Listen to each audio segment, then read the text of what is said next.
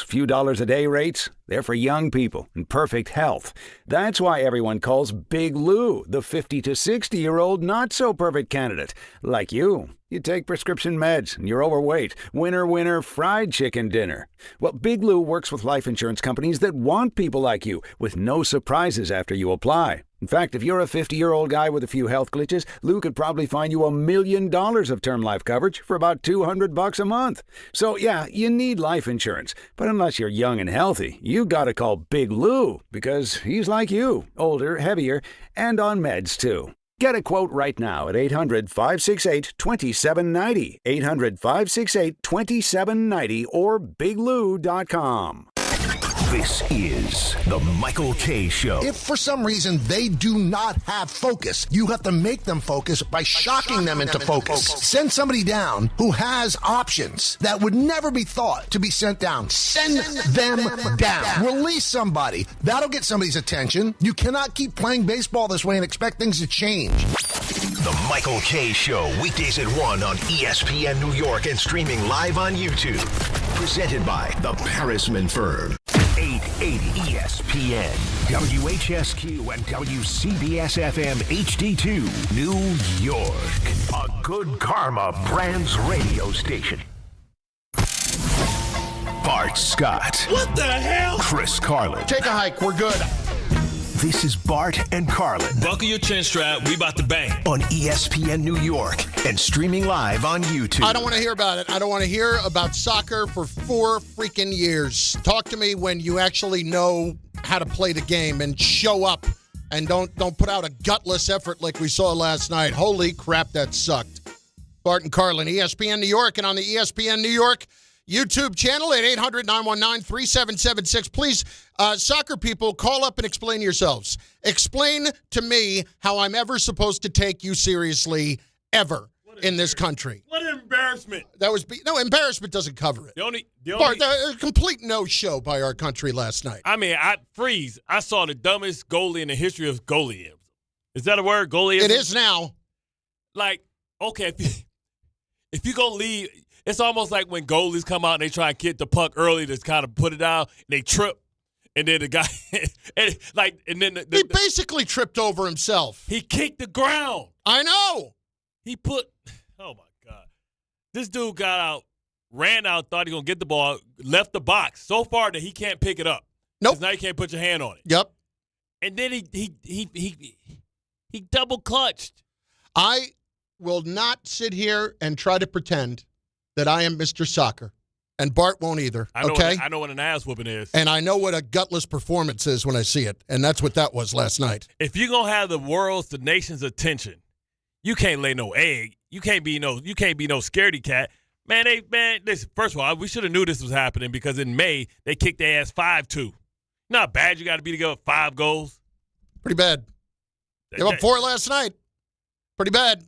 Pretty bad. The world's laughing at us, man, because we had to call. Absolutely. We had Daddy. This is why I didn't want to call Daddy. Right. I didn't want Daddy to make the phone call. Because now. They're like, all right, we'll beat your ass worse. Exactly. And don't tell me that didn't pump them up, because it absolutely did. It's on the front page. It absolutely pumped up Belgium. But for us, where was the energy? You could see the body language was after, especially coming out. Listen, if the goalie don't do that dumb, I mean, it's not even the dumb stuff. Giving up the first goal was terrible. It's 2-1. But coming out, where's the energy? This is America. Living in America. Listen, not only that, you give up the first goal in the first 8 minutes. Everybody's looking around at each other like, what just happened? Then you come back. You actually answer back. You tie the game up. You get a little momentum, and you hand it right back again. What was it, like 60 seconds later? Please. Crazy work. That was an absolute no-show last night. Had the world watching, man. And there are a few different things that really bother me about it. Number one. They got punched in the face, show no heart. Everyone in this country who are big soccer fans, who try to get me pumped up about U.S. soccer, seriously, get lost. No. Why would I care? Why? First of all, it's a thing I'm only supposed to care about every 4 years, unless I'm supposed to care about Olympic soccer. We won't win. The women are great, and they lost a couple of years ago. I'll pay attention to that next year. But even Carly Lloyd last night on the postgame said, Pulisic, show up. She just destroyed him. And she could tell she didn't want to do it. He didn't but basically said, Pulisic, show up. Not one goal. I heard the halftime speech. It leaked. And that's when you push the button. Oh, that was a cue. Okay, here we go. I want winners. I want people that want to win. Well, that just was... That's how the game was yesterday. What was worse, the game or the execution of that? Major disappointment. I mean, listen, like, Americans can accept anything, but at least play with heart, energy, tenacity. I mean, at the end, none of it. I mean, at the end, they tried to, like, beat some tough guys and start fouling. Nobody wants this fake fouling. Now you tough. Like, game over with, brother. Like, Pulisic, man. Come on, man. Like, listen, you know when I want to care about soccer? When Dennis Rodman's daughter in it. I want stars. I want superstars. I want generational stars. And they all reside on the women's side. Remember like the goal, take the shirt off, slide, put the Brandy Chastain. Got the abs all out. You know what I'm saying? That's what I'm talking about, man. Carly Lloyd's out there last night. And if there's anybody that knows about being a big-time player showing up in a big-time spot, would she have 3 goals in a World Cup final? And she did it in like the first 8 minutes of the game and absolutely destroyed when we won. I believe that was 2014 or 15. And it was 15. And she's out there last night making the comment about another superstar in this country. This guy who I've heard about for weeks. I've seen him on every damn commercial ever, who was a freaking no-show. Has been on the commercials more than he's even played in this thing. And he's getting pulled out of the game. I don't know if he got hurt. I don't know what it was. He did get a little bit hurt. Whatever it was, gutless. That's not what great players do. That's not what they do. And you could say, I don't know, my ass from my elbow when it comes to soccer, and you'll be right. But I can recognize when something is a crappy performance in a big spot. And, oh, my God, that's what that was. I can't express to you how – that's like a – You made me want to watch the Mets. I went right there, baby. Watch Juan Soto. Home run. Devin Williams was more impressive and more inspired. No, let's not go that far. I'll go Weaver. All right, that's fair. Yo, that was a joke, man. Like, we just embarrassed ourselves on the national stage after Trump called in a favor, and that's what we get? Built to ass like that? They hate us Belgium's to begin with. Belgium's our daddy. Because they kicked our ass 5-2, I think, in May in Atlanta. Kicked our ass. They all hate us to begin with, okay? And it's not. Look, even they put boot to ass on the back of the. Well, yes. This basically the New York Post cussing. Boot. U.S. given boot by Belgium in ugly end of cup. Uncle Scram. Wow. They hate us to begin with, and it's not they hate us because they ain't us. That's not what this is. We are not terribly popular to begin with around the world as it is, and then we have that happen yesterday, and then we go out and play like that. And here's the other thing. I heard this morning, too, all over the dial. I do not for a second want to hear from anyone telling me about how all of the Balogun stuff was a distraction. Oh, take it and stick it. Honestly, that was not a distraction. If that was a distraction for the U.S. team and we're going to blame that, then you're even more gutless than I thought. Blame it on the birthright citizen. Not even that. Like, if you want to blame it on the president, make it a big deal. That's not why we lost. That's not why we lost at all. I can't blame anybody other than the guys who were on that field. I love the headlines. Because they say all the things that we can't say. Look at that. Just Star Pulisic looks shadow of himself before leaving hurt. His shadow was more prolific in this World Cup than he was. Listen, you want to be a star in America, Jack? You better show up when the American League that we have here, the one that Messi plays in. Yeah. We got to build that up. MLS. We got to make it real money, which it is real money. We got to build that up, and we got to start our own league. We got to start telling some of our football players, our basketball players, our baseball players, man, that soccer's cool. I thought we were already doing that. I thought we were already getting football players to go play soccer because parents didn't want their kids to go and play football. Nope. That lasted how long? Well, is it strict? Do you believe that it is strictly that? It is strictly players. Come on, man. Our best athletes are not going and playing soccer. I'm not even trying to be funny, man. We got the best of the best here. And when somebody's good in another country, they come over here to refine their skills. Whether you're talking about basketball, whatever you're talking about, man. Now, I understand we don't have the great culture and history of soccer, but we have the best training systems. We have the best of everything here, man. So that's why kids come over here and go stay at IMG, right? I understand that, you could become a professional over there, but if we really decided to say, you know what, let's take over soccer, and they put enough money behind it, give me $2 billion. I'll make sure we win the World Cup in 12 years. So the whole answer is for us to go out and pay people that we can find loopholes for to be a part of U.S. soccer. No, this ain't like Diggstown when the dude's like, what do you mean? The guy was living in my basement the whole time? How did we get to Lou Gossett Jr.? Rest in peace, baby. You know what I'm saying? This ain't Diggstown. But you know what I'm saying? We just have to make it important. Just like, Tiger Woods inspired. But why are any of them making it important when the money is not to be made here? Like the money is not anywhere near what it is to be made in the NBA. How much? The money's not what it is. Trae Young. Trae Young would be a great soccer player, right? How much? Theoretically, give me John Morant. John Morant would be a great soccer player. Okay, where is the motivation for John Morant to go play soccer as opposed to the basketball? Here, the people that get all the chicks are football players, basketball players. I don't think soccer players do badly. No, in Europe, soccer players. That's the number one athlete, right? I know Messi, as far as around the world, is like it depends if you want to be the big fish in the little pond or the big fish in the big pond. The big pond is soccer because it's more of a global sport, right?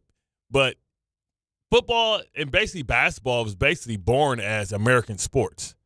You know what I'm saying? You go to India, I guess you run into some squash players. You know what I'm saying? Like cricket players, like, yo, who the hell is this?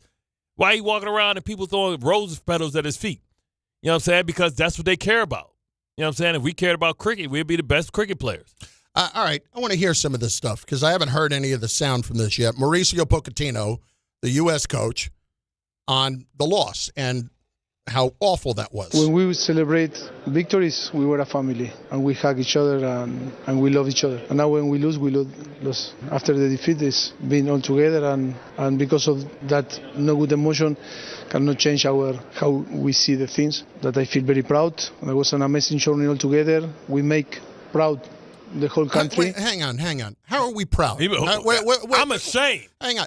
First of all, we all know, and again, not exactly Alexi Lalas over here talking, but we all know that when it's one of the host countries, you're going to get a favorable draw. And we could not have had a more favorable draw. Yes. We beat the crap out of bad teams. And so we cannot get anywhere past the round of 16. Harvey Cruz is a huge soccer guy.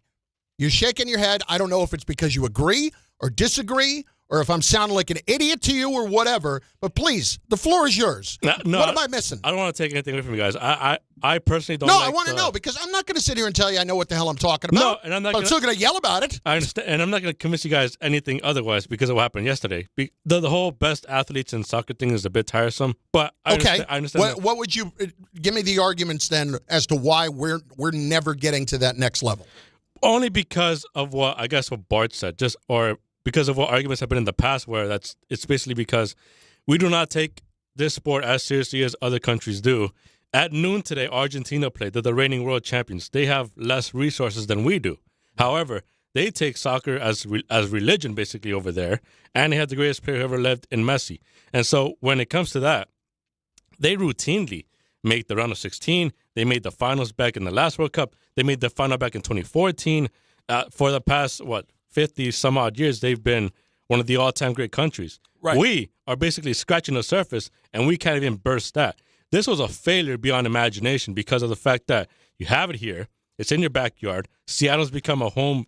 By the way, and that's an incredible soccer town. Yes, and you're not going to get it. That's probably the best soccer town we got in the country. And you're not going to get it because they had to remove the turf to play grass on it, and they're not going to do it again. They don't even do it for the Sounders who play in MLS. Yeah. And so they're not going to do it for the Seahawks or for future World Cups. So here, okay, I think this will sum it all up. Name the 5 greatest athletes, or 4, in American history. 5 greatest athletes in American history. Mm-hmm. Jesse Owens. Mm-hmm. I mean, Muhammad Ali, whatever. Muhammad Ali. Okay. Michael Jordan. Babe Ruth, whatever you want to go. Jim Brown, if you want to go that far. Jim Brown. Okay. Name the 5 best athletes in Brazilian history. They're all soccer players. Right. They're all soccer players. So, as a kid, who you want to be like growing up? You want to be like Pele. You want to be like Ronaldo. You look up to these people. Nobody's looking up to any soccer player here. Maybe in women's soccer, right? Women's soccer, I'm sure it's a lot of girls that want to be like Rodman's daughter. Like, she's like the icon. Carly Lloyd was an icon. I mean, there have been plenty of Brandy Chastain was an icon. Right. Mia Hamm. Mia Hamm. But that's what I'm saying. It's Hope Solo. Right. Yes. Right. It's no soccer. Even though she's a piece of work in some ways. Anyway. Yeah. Go ahead. You like that work. No. I'm talking about, like, legally. Yeah, she's a little crazy. Yeah, we know. Anyway. She dated a football player. Jeremy Stevens. Yeah. The tight end. Yeah. Anyway, go ahead. That. Go ahead. But you see what I'm saying? If we went to Argentina, it'd be a bunch of Argentinians. If we go to Germany, it's going to be a bunch of – they ain't talking about, our favorite person is a boxer. No. So, here we play all sports, a lot of sports, not all sports. There they play one. So, Harvey, it's because we don't care about soccer is why we don't have enough good people playing it? Or that's why there's not enough passion, hence there's not enough money, and everybody's going to go overseas to try to make their money, the guys who could play? I mean, there's more than enough money. I mean, the best player, Pulisic, came up through the German academies. But where does he play? He plays in AC Milan. Exactly. Italy. He plays in Europe. That's what I'm talking about. Like, there's no club over here. We couldn't even win with hired guns. That kind of money, right? Like, MLS isn't. I don't know what their MLS is paying Messi. Oh, it's a lot of money. They pay him a lot. I'm sure it's a lot. That's like what they're playing back in the day. That's the one person. That's the aberration, right? I mean, that's not. There aren't guys across the league in MLS who are making $10 million a year. No, I mean, really. A bunch of these guys on this team came up through MLS academies, like Weston McKennie, Tyler Adams, Tim Ream, the whole like. It's just the fact that they haven't evolved as a collective, even though they played their best soccer leading up to this game last night, to maybe give you a puncher's chance, but just as a collective. But our best soccer, you take half our team, and you throw them on Portugal, they're not seeing the field. Oh, of course not. Dan brought up the point that Portugal, some of Portugal's best players on the bench make this first team. Yes. In the U.S. So, yeah, it's just not even close. And Portugal's a top 5 team. Belgium's a top 10 team last night. And so, yeah, But Belgium hadn't played well. No, I mean, they had to come back against Senegal down twice to get that. Yeah, they used us as the get-right team. We losing to teams that play on dirt fields, man. And this wasn't as good a Belgium team as the one in 2014 that beat you in extra time when Tim Howard stood on his head and made 16 saves that day. Yeah, I mean, listen. But even in that case, when a guy like Howard plays that well and you still can't get over the hump. You still can't get over the hump in these games. Like, when do we make a semifinal? How about a semifinal? Ever. When was the last time the U.S. made a semifinal in the World Cup? Have we ever? No. I don't even know. Give me $2 billion. I mean, they achieved third place in 1930. But that was 1930. 1930? That's because the rest of the country had polio. The rest of the world and had everybody polio. else was at war. They had polio and the Great Depression. It was World War I, wasn't it? They went on ships to the World Cup, yes. I don't even know if that was when World War I is. I don't know what my history is, but you get the point. I get it. There's a lot of other stuff going on in the world. Not the advancements we got right now. Listen, let's pour whatever money we pour into the men's game into the women's game. Because they're close enough to where they can dominate. We dominate in women's soccer. ESPN New York. 800-919-3776. 800-919-ESPN. Please call up and explain what I'm supposed to even be remotely feeling good about with the future of this sport in this country. Yo, we have bloopers, man. Because we ain't going to be talking about it again we don't for need 4 years. Yeah, we don't need to host. We'll never need to host it again, bro. That's the other thing. Well, that's the other thing. Harvey, you brought up the Seattle thing. First of all, it's probably, am I wrong to say Seattle's probably the best soccer town in this country? It used to be Columbus because Columbus had the first soccer-specific stadium for the crew. I've seen those the Sounders fans that are just marching through downtown going to the games, and it looks like there's a parade. Yeah, they've had that since for like the 70s, basically. Right. Yeah. And so it's up. Put it this way, it's up there. If ever you're going to have a home field advantage, you're going to have it up there. And we had nothing out of the gate. That was just zero. Do we even want to watch the World Cup? I know you watched, and we embarrassed ourselves. This ain't the first time we've embarrassed ourselves. Yeah, Siri thought you were talking to her.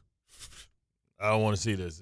I'm dead inside, Siri. I really would love to know what I'm supposed to care about with this sport, because I have people all the time telling me, it's the biggest sport in the world. I get that. Here, we don't care.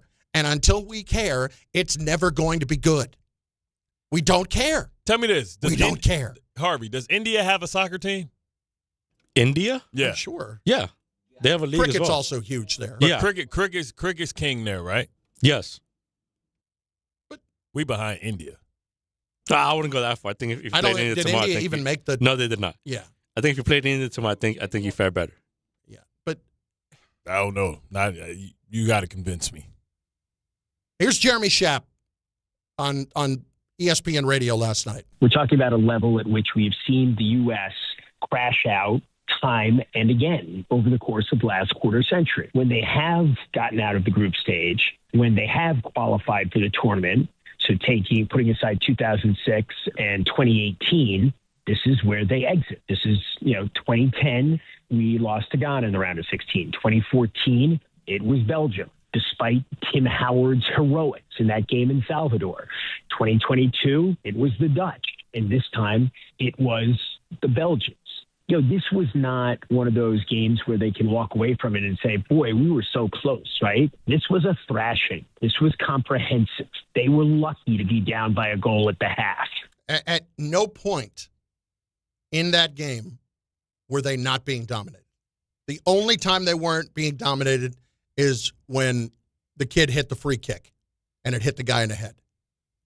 And listen, that's going to happen, but it was a brilliant kick. Anyway, that's the only time. And you had no shot other than that. You know what we got to do? We got to cheat. We got to cheat. We got to The world's better at us than that, too. So what we have to do is we have to take our kids, let them be born here, so they're American, send their ass to live over there underneath their culture. A lot of that's happening, right? A lot of great youth soccer is going overseas. But we have to take them we have to send our young kids over to Portugal, over to Spain, over to Germany, and then when it comes time for World Cup, bring their ass all back and give them American visa. Give them an American passport and say, hey, they're U.S. citizens, but they ain't never lived here. But let them grow up in the soccer culture over there and pay them the bag. Let's just do that. Let's just do that. I don't know why we wouldn't have been already. Hold up. When we play Olympics in the basketball, half the dudes was born over in Africa, born in Canada, trained in America, right? They come here, they go to our academies, they go to our high schools, they live with foster parents or host parents. And then they go try and kick our ass in the Olympics. Why can't we do the same damn thing? Herculez Gomez is going to join us from ESPN. He will join us at 11 o'clock. We needed Herculez yesterday. Well, we could have used him on the field for sure. Or, I'm sorry, on the pitch. I'm supposed to call it stupid different names, too? Because now, no. Like, you gonna call it? How you gonna call it the pitch? And you in a football stadium? I get that it's the beautiful game. You can see where that is when you watch the game. But the way we perform in this game is sickening. I'm embarrassed, man. Yes, I am too. I don't even want to see the foreigners walking outside. I don't even want to go to Times Square. They know I'm American. They know I'm not. They're like, yeah, that's an American black guy. They ain't no African. But you know what we've had? What it feels like for all those other countries is how we felt with the Knicks. That's what it feels like. For all those other countries, they live and die with that. And when the Knicks made a run, you saw what that energy looks like. Yeah, we behind. And until the energy's ever even in the ballpark of what that is. We behind Norway. I'll go row a boat for those blonde sons of guns. Long hair. No, we behind Norway. We behind a bunch of Thors. They all look like Noah Syndergaard. Come on. I got to tell you, I was sitting there annoyed watching that. I was sitting there annoyed. Here's the thing. You tell me to care about something, I'll care about it.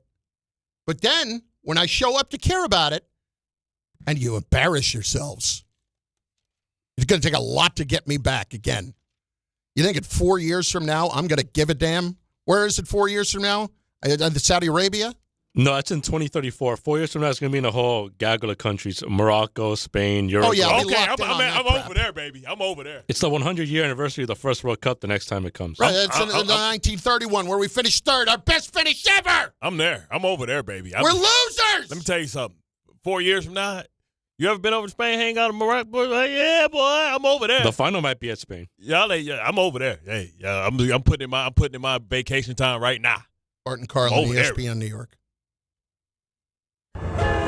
From your neighborhood stop to the city and back, New Jersey Transit keeps your day moving. Reliable, convenient, and ready when you are. We're on this ride together. So keep aisles clear, use headphones, and be mindful of fellow riders. Small actions make a big difference, especially during travel times. New Jersey Transit. Ride together, ride better. Plan your trip at njtransit.com. In Midtown, we have 42nd and 43rd Street still closed since early this morning between 3rd and 2nd Avenues because of issues at that unstable construction site. In Brooklyn, just about clearing up this overturned vehicle, 4th Avenue at 17th Street. Bell Parkway eastbound approaching Cross Bay Boulevard, an accident blocking one lane. And on the Van Wyck southbound side, 2 lanes are closed with a broken down vehicle, this near Rockaway Boulevard. New Jersey Transit up to 45-minute delays on the Gladstone branch. Holland Tunnel 30 in from the 1 to 9 approach. GW Bridge and Lincoln Tunnel with minor delays. I'm Bob Williams on 880 ESPN New York. Hey Yankees fans, gather a group of 10 or more and take advantage of our 2026 Yankees group ticket specials. Whether you're getting together with family and friends, organizing a fundraiser, or entertaining clients, your group will love bonding over the Bronx Bombers. Start planning your 2026 group outings today. Log on to Yankees.com/groups. Call 212-YANKEES or email us at groups@Yankees.com. That's 2026 group tickets. Call 212-YANKEES or visit Yankees.com/groups today. Good Karma Brands is proud to be an equal opportunity employer, providing equal employment, development, and advancement opportunities to all teammates and applicants. To learn more about careers with us, please send an email to talentacquisition@goodkarmabrands.com. That's talentacquisition@goodkarmabrands.com. There are a million reasons to love New York. Making your budget stretch isn't one of them. According to an independent study, Amazon prices average 14% lower than other retailers. Get food, fashion, furniture, and more shipped straight to your building. That's how Prime members have saved over $2 billion on grocery and household items.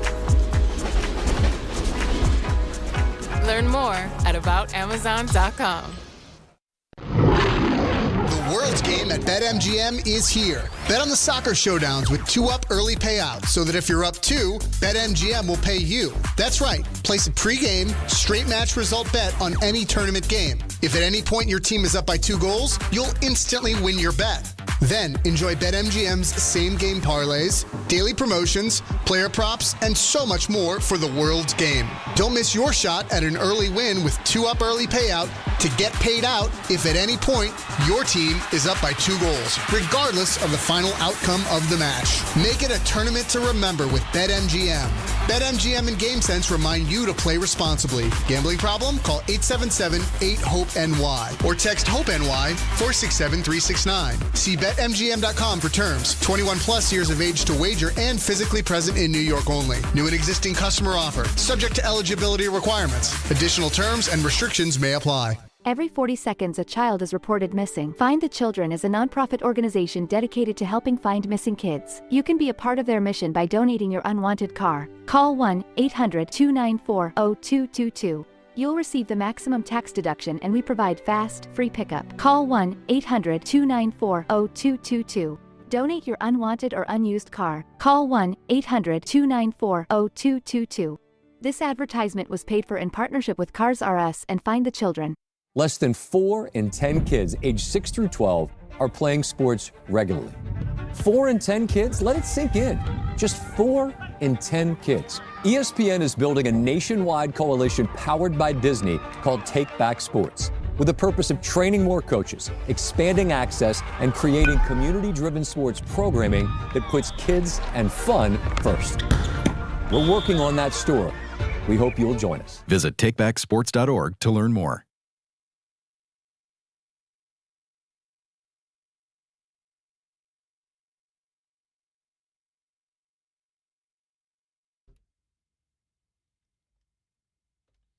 You suck. You suck. You suck. We suck. Team. No, it's we. No, we're not French. They suck. Don't put that on me, Ricky Bobby. I'm American. You going to make them all take commercial flights home from Seattle now? I'm flying their ass on Frontier and Southwest Airlines. Give them bus tickets? Southwest Airlines and Frontier. That's how you traveling, baby. Actually, Southwest isn't bad. I haven't listened. I grew up like flying Southwest to go back to school. I'm not fighting in line for somebody that's camping out 4 hours before. But they don't have that anymore. They have assigned seating now. It's not camping out. Ooh, it's zoned. Bougie. No, it's not bougie. It's just human. They also didn't pay. They also didn't pay for the upgrade in the tracking system. Remember that? But they kept losing their planes. A couple of the comments coming in on ESPN New York YouTube channel. And, of course, we welcome all sponsors should Southwest Airlines ever be interested in being a part of the show, despite what Bart's views on that are. They don't reflect those of Good Karma Broadcasting or ESPN New York or me. Until then, they suck. Because they're afraid to sponsor a real show. Here we go. Bing bong. Lau, if you're looking at it objectively, USA is where it should be in soccer. We only started taking it more seriously within the last 30 years or so, and we're competing against countries 30 years where it's the main team sport. Oh, whoa. Tell me this. When did the Dream Team happen? 92. When did the rest of the world catch up to us in basketball? What do you mean by when did the rest of the world catch up to us? Well, they lost Argentina in 2004, right, in Greece? That's when we lost. Right. So it took the Mello team, by the way. So it took 10 years for them to catch up to us. In basketball. This is America. Okay, that doesn't mean anything to me. What does this America mean to me? We only start caring about soccer 30 years ago? Are you kidding me? The rest of the world start caring about basketball, and they caught our ass faster than 30 years. Listen, that's what I'm saying. Who's the best basketball player? Who's the best player in basketball right now? Yeah, I mean LeBron James. Hell no. No, let's stop it. Who's the best player in basketball? Wembanyama. That's one. Who's the second best player in basketball? They're all playing for European teams. I get it. They're Luka Doncic. You want to go through all the European players? It's fine. I get the point. Giannis, same thing. Jokic. Yes, they're all international players. We let a dude that was born in Canada win 2 MVPs in a roll on our ass. We need to do better, America. I wish I had. We'll never let that happen in football. We're going to hold our crown. We might let a couple Nigerians come over here. But that's about it. Ain't nobody else going to come dominate. Maybe 1 or 2 Samoans. Martin in the car phone is up first. Martin, please explain this to me. Over my dead body. What am I missing, Martin? Please explain it. I want people today, Martin, I'll give me 1 sec, okay? I want people today to call up and please explain yourselves as to why, A, I should give a damn about the sport when we don't, and B, what exactly is it about this game that we can't seem to master since 100 years ago? Go ahead. I can't argue whether you should give a damn or not, but I will tell you, and I'm surprised, especially at you, Bart, because it's real simple. You always come up with find the money solutions, right? So just give me a second, and I'll break it down for you.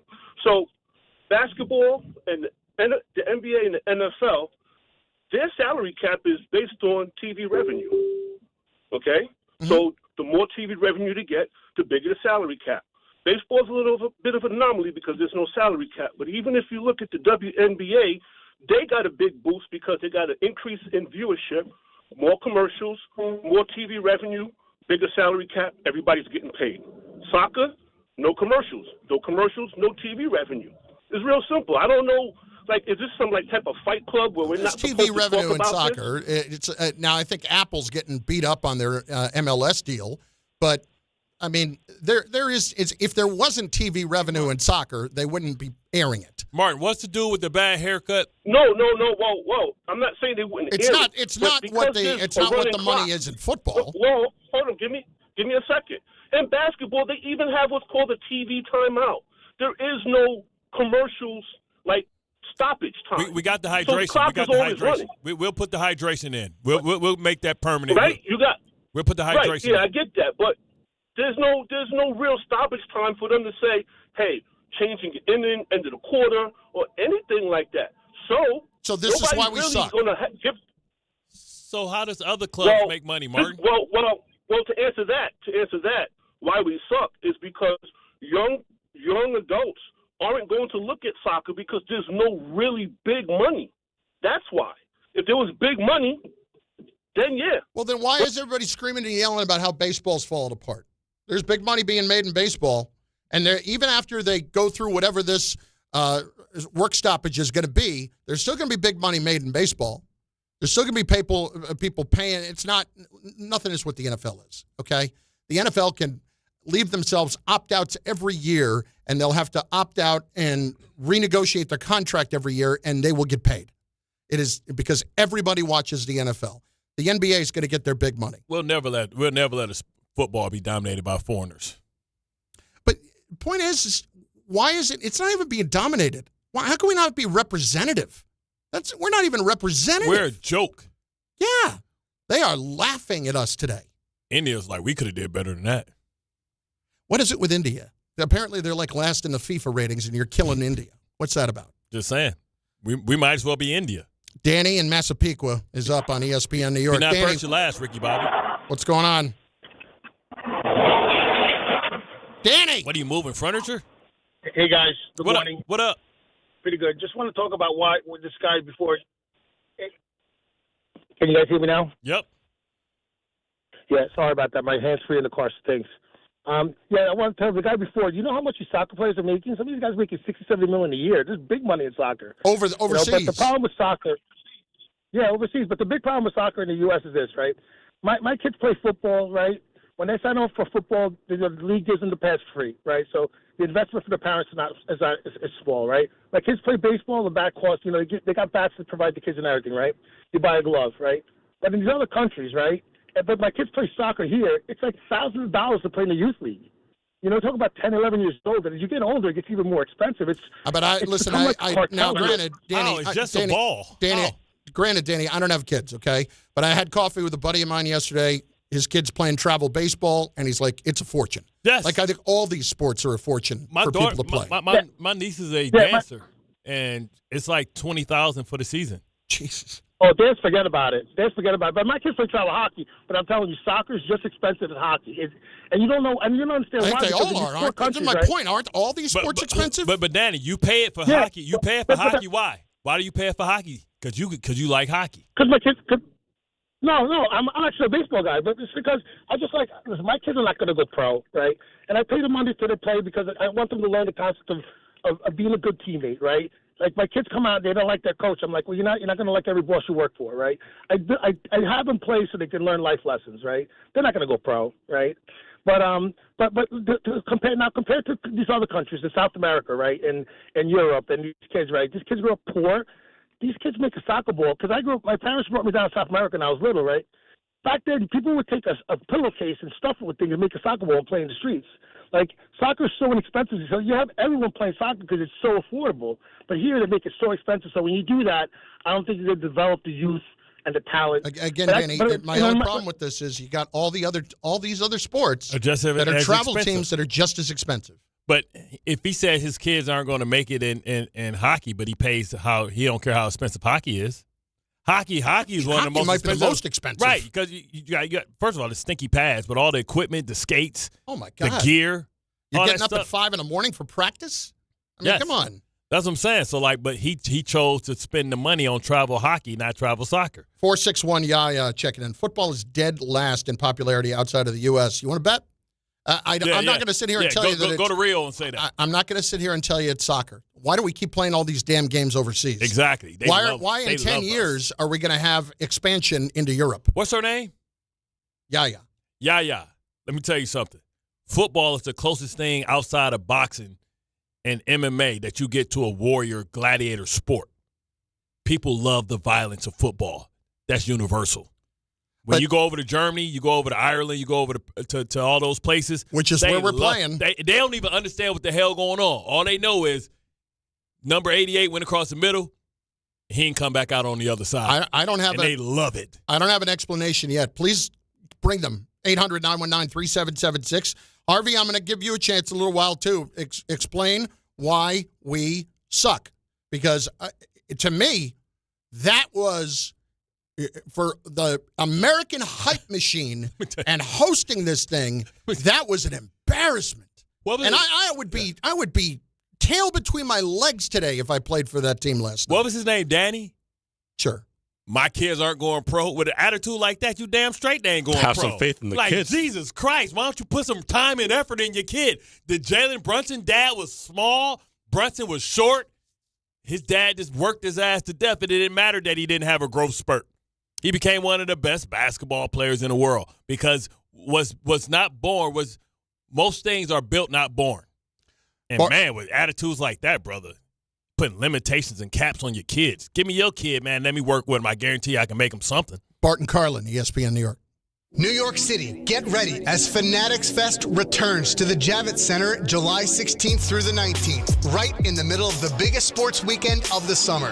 With more than 500 athletes and celebrities, every major league, and hundreds of thousands of fans for the ultimate sports fan experience. Get your exclusive merch, rare trading cards, free photo ops, and a full tailgate zone all weekend long. Grab your tickets before they're gone at fanaticsfest.com. If you're heading into summer without a medical emergency kit, you're taking a risk most people don't think about until it's too late. Summer colds linger and can turn into sinus infections that last for weeks. Getting sick right now before vacation can derail everything. And when you're traveling, finding a doctor and pharmacy is stressful. That's why I ordered a medical emergency kit. It's like having urgent care and a pharmacy right at home. It includes essential prescriptions like amoxicillin and generic Z-Pak to treat a wide range of common and serious illnesses. So if you wake up sick at home or on the road, you already have what you need. No waiting for your doctor, no hours at urgent care, no pharmacy lines, no copays. Just match your symptoms to the right prescription in your guidebook or call their telemedicine doctor standing by. Start on your meds sooner and feel better faster. Every home needs at least one medical emergency kit. Order yours online in minutes and it's shipped to your door. And save $45 with my promo code 880 at urgentcarekit.com/880. That's promo code 880 at urgentcarekit.com/880.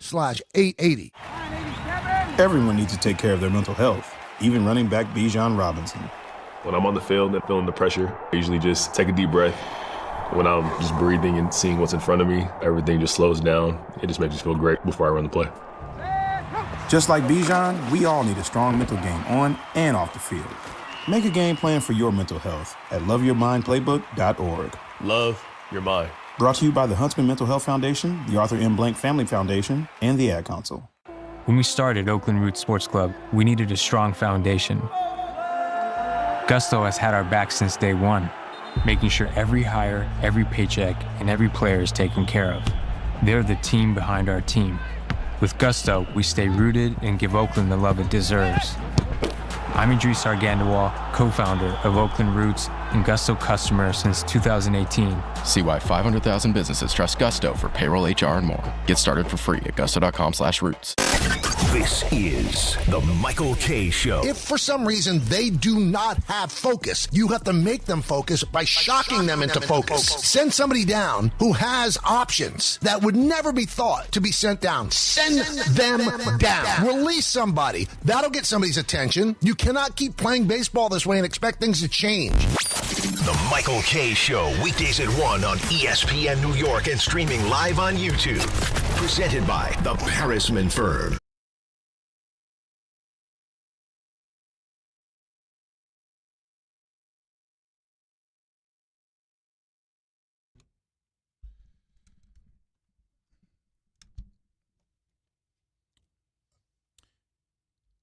Yeah, still checking in on show me what country outside of the U.S. football is number 2. It's not the point that it's number 2. It's that it's globally. They're going.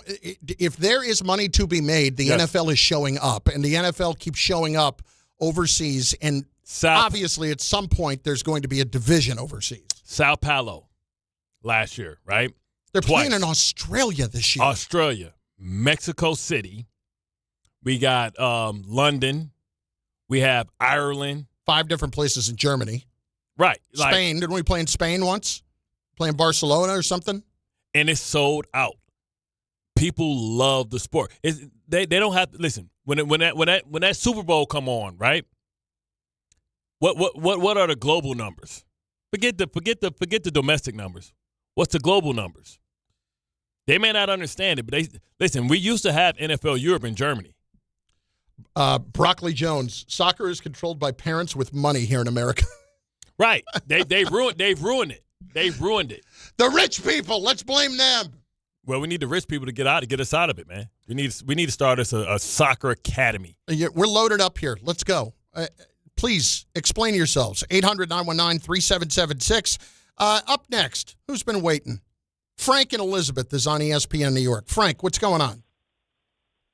Hey, good morning, guys. One of the things I want to say is that we have to keep in mind America didn't start sending their stars overseas to play in Europe. So maybe during the 2014 World Cup, when we actually got Jürgen Klinsmann as a head coach, Klinsmann even said it himself years ago that if you want to compete on the world stage level and win the World Cup, unfortunately the World Cup runs through Europe. You got to learn. And you got right, and our players, for the most part. Now, listen, I'm not going to sit here and say that I know inside and out how good our players are, but how many of our players are on the superstar level of European players over there?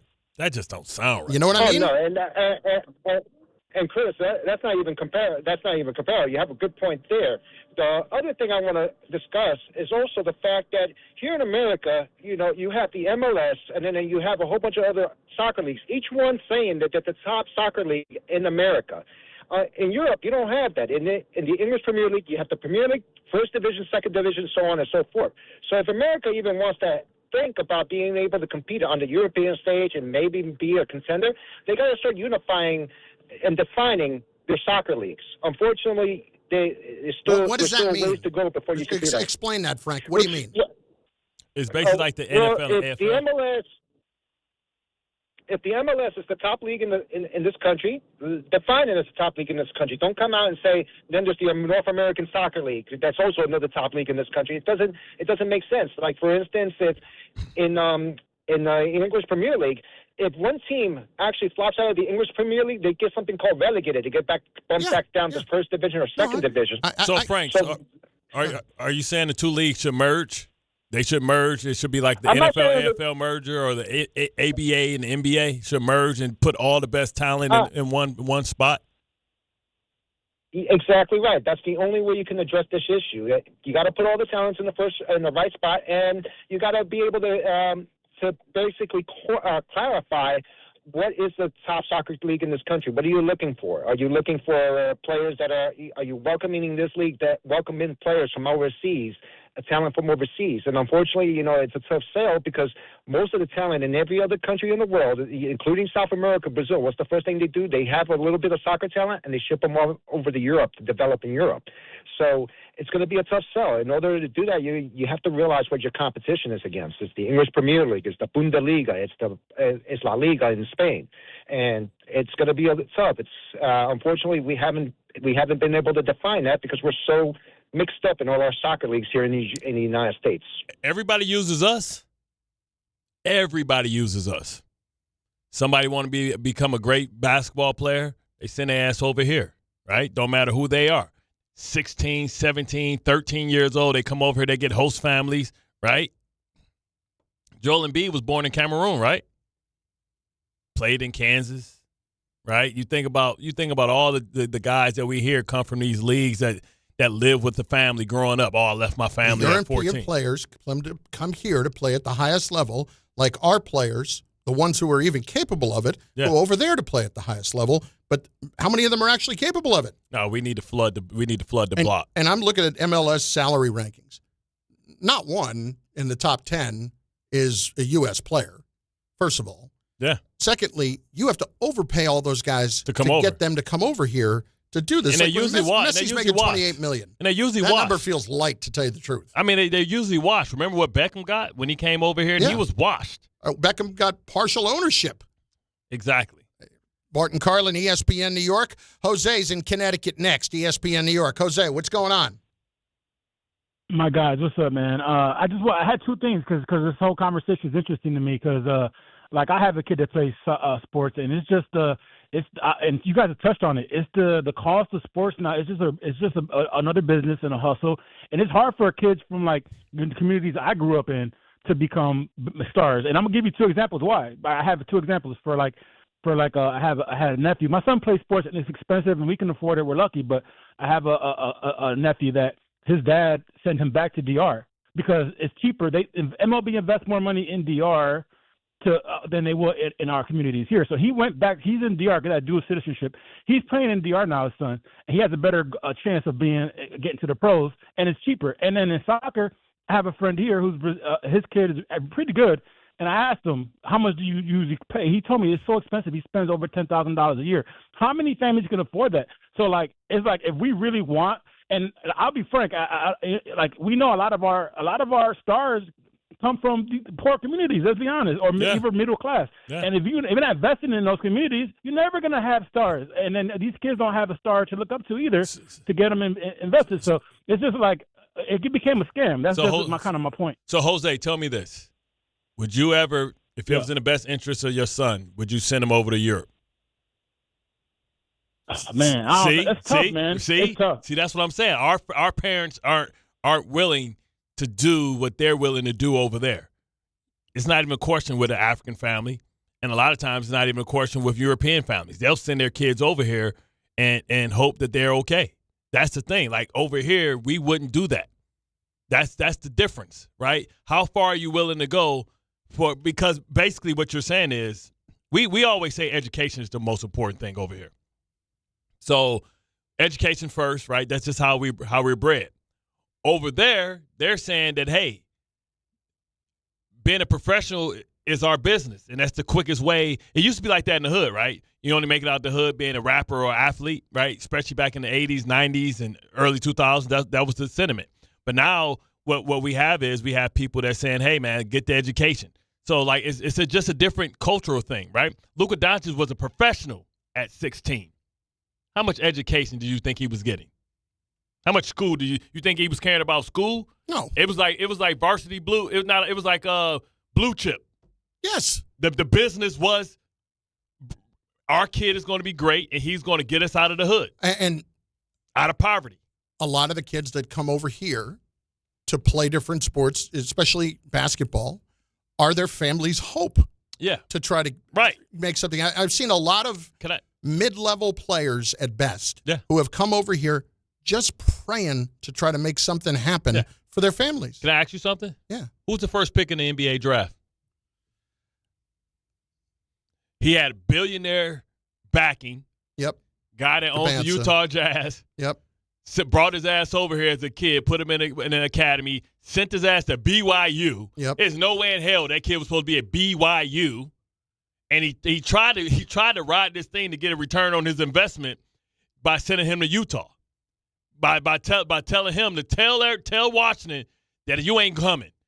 But I guarantee you in 4 years, when he's up for a Supermax, I bet you that billionaire get what he put his money back. That kid gonna play for Utah one day. Well, I don't know if you've seen Peterson. For all the people. All right, be careful. It's the summer league. I don't care what it is. And he play him today. Okay. He showed Boozer what time it is. No, yesterday. I understand. Forget the points. I don't care. League. I don't care about the points. Right? Nobody cares about the points. Dude had 12 assists. Okay. Utah. Summer league. Man, Washington, you chose wrong. Summer league. John Wall tried to tell you. I've seen this before. Yeah, you have. You've seen somebody dominate the summer league and then get in the regular league and just kick ass. After he what's his name? Number 1 pick, Banza. DeBanza. AJ DeBanza. Once he light DeBanza ass up, I'm putting his ass in bubble wrap and I'm putting his ass to the side. Oh, he won't play for very much. Yeah, he's just gonna bust the Banza ass. He gonna bust Banza ass after he just bust Boozer ass yesterday. He'll bust Banza ass and then they gonna put him in shrink wrap. That dude's a problem. And we told you. I don't care about the cramps, the creatine. He got that Tom Brady level stuff now. Untraceable. More on this debacle for U.S. soccer. Herculez Gomez from ESPN joins us in moments on ESPN New York. This is Don, Hahn, and Rosenberg.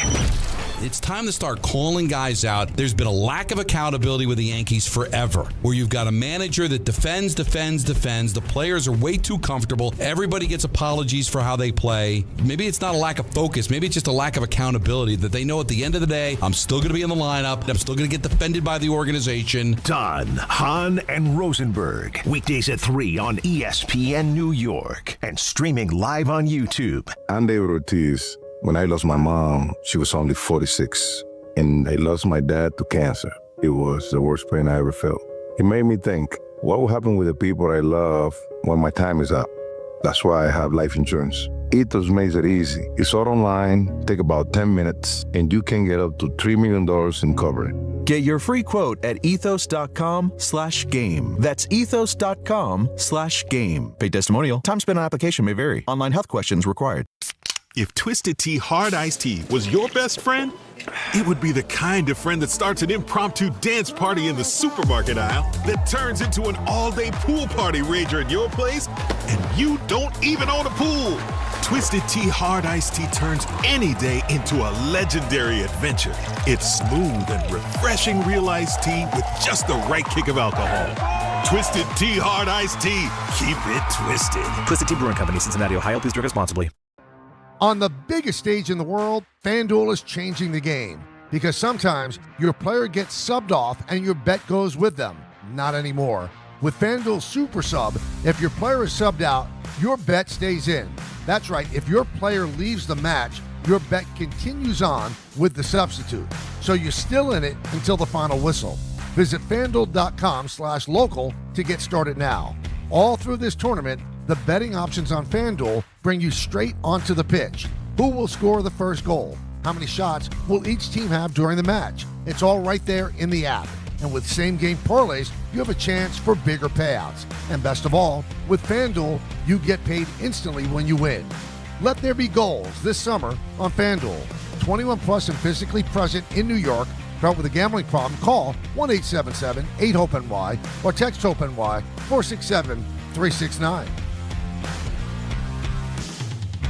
Hi, this is Don LaGreca. Just like the New Jersey Devils bring intensity on the ice, Viking Pest Control brings the same level of protection to your home. And I know because I use Viking at my own place. The season may be over, but pests are always in play. So it's time to lock in your off-season defense. As the pest control provider and proud partner of the Devils, Viking delivers 45 years of trusted experience to keep ants, cockroaches, stinging insects, rodents, mosquitoes, and more out of your zone. And when you bundle pest control mosquito services, you score big savings. One call, one company, total peace of mind. Visit VikingPest.com. Protecting your home inside and out. Prizes, flyaways, even cash money. You want it? We've got it. Find a list of all contests and official rules by visiting ESPNNewYorkContests.com. That's ESPNNewYorkContests.com. Progressive knows that boat days can come with unexpected problems.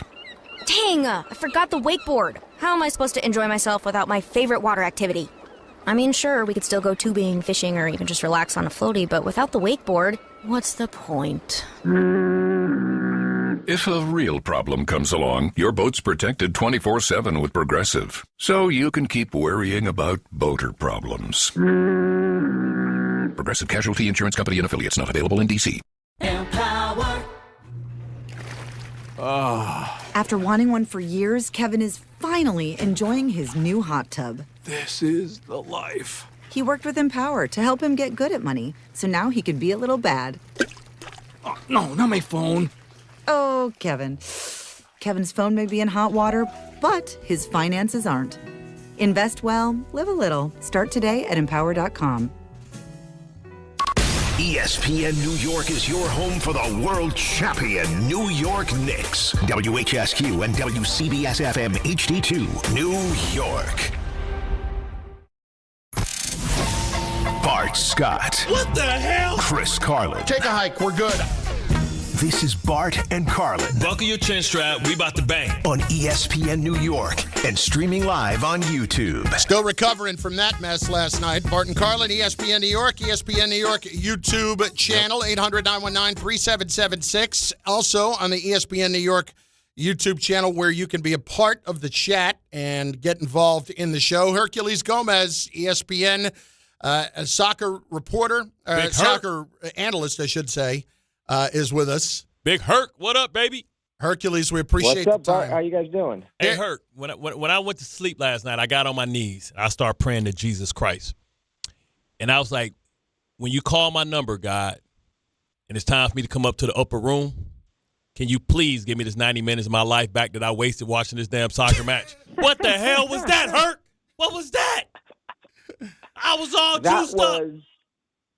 That was at the brightest of lights, the U.S. men's national team buckling in front of the world. When the world wanted them to buckle. Boys, we have to realize Americans were used to being top dog in everything. Yes. We created half the sports, but not in this one.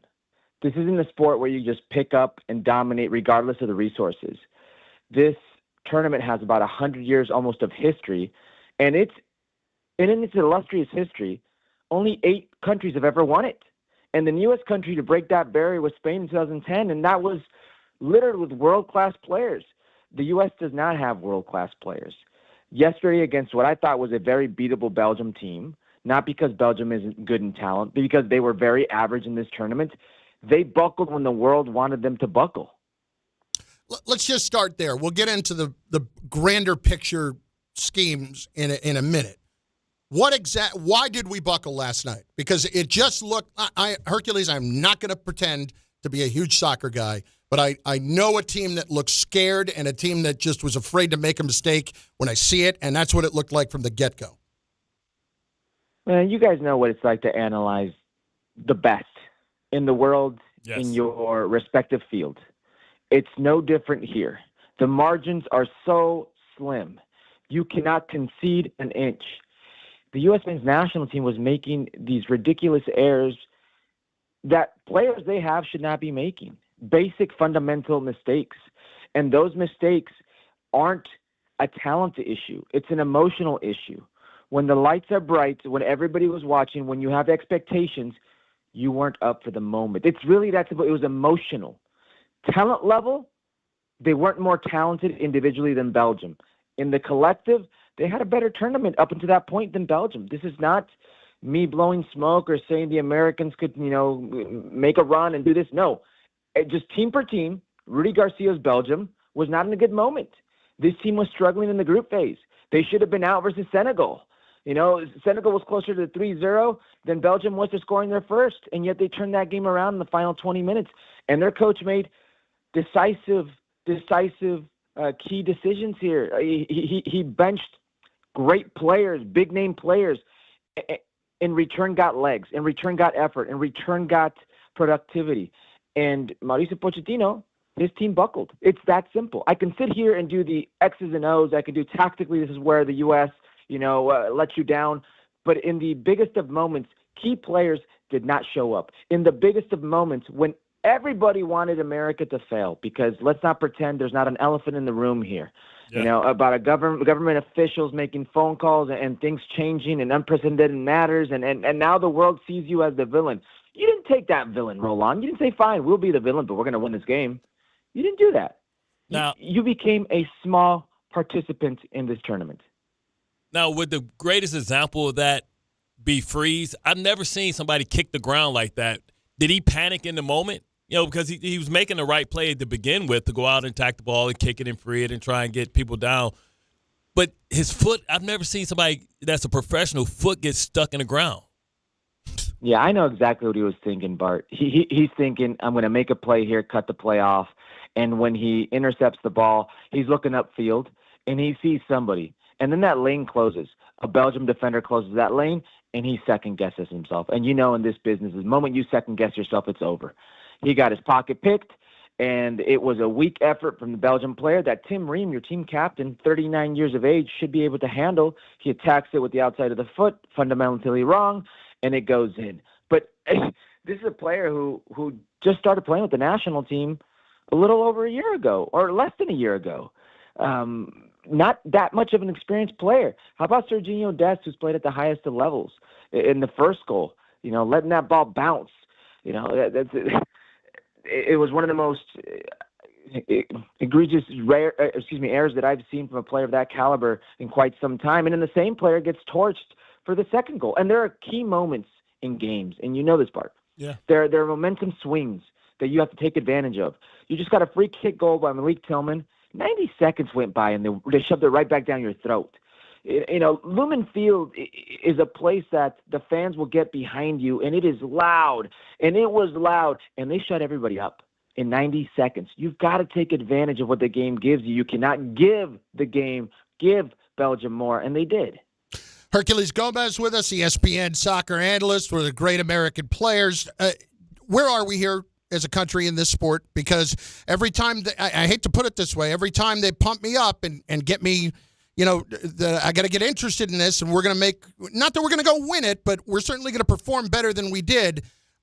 How far behind are we on all these teams, and what does it actually take for us to start catching up to the rest of the world? Well, there are 48 teams in this tournament, and I told you that only 8 countries have ever won it. That should show us how difficult this actually is. Mm-hmm. We are American, and sometimes we are arrogant, and that's okay. It's what makes this country great, and it's what makes it innovative, and what makes you keep pressing forward and keep trying to break new barriers, and I am here for it. But let's not pretend we're anywhere near the world's best. Guys, I've been labeled as overcritical when it comes to this national team. I had them finishing third in their group. I had them going 1 win, 1 loss, 1 draw. They went 2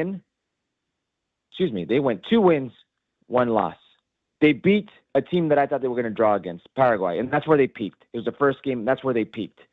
They won the game I thought they would win in the next round, and they lost where I thought they'd be. This team right now is not going to surprise anybody in world football, and I'm saying that respectfully. They are who I thought they were. They are who the rest of the world thinks they are. There needs to be, for as many Christian Pulisics that are great players, there needs to be 100 of them out there. That's the way the rest of the world works.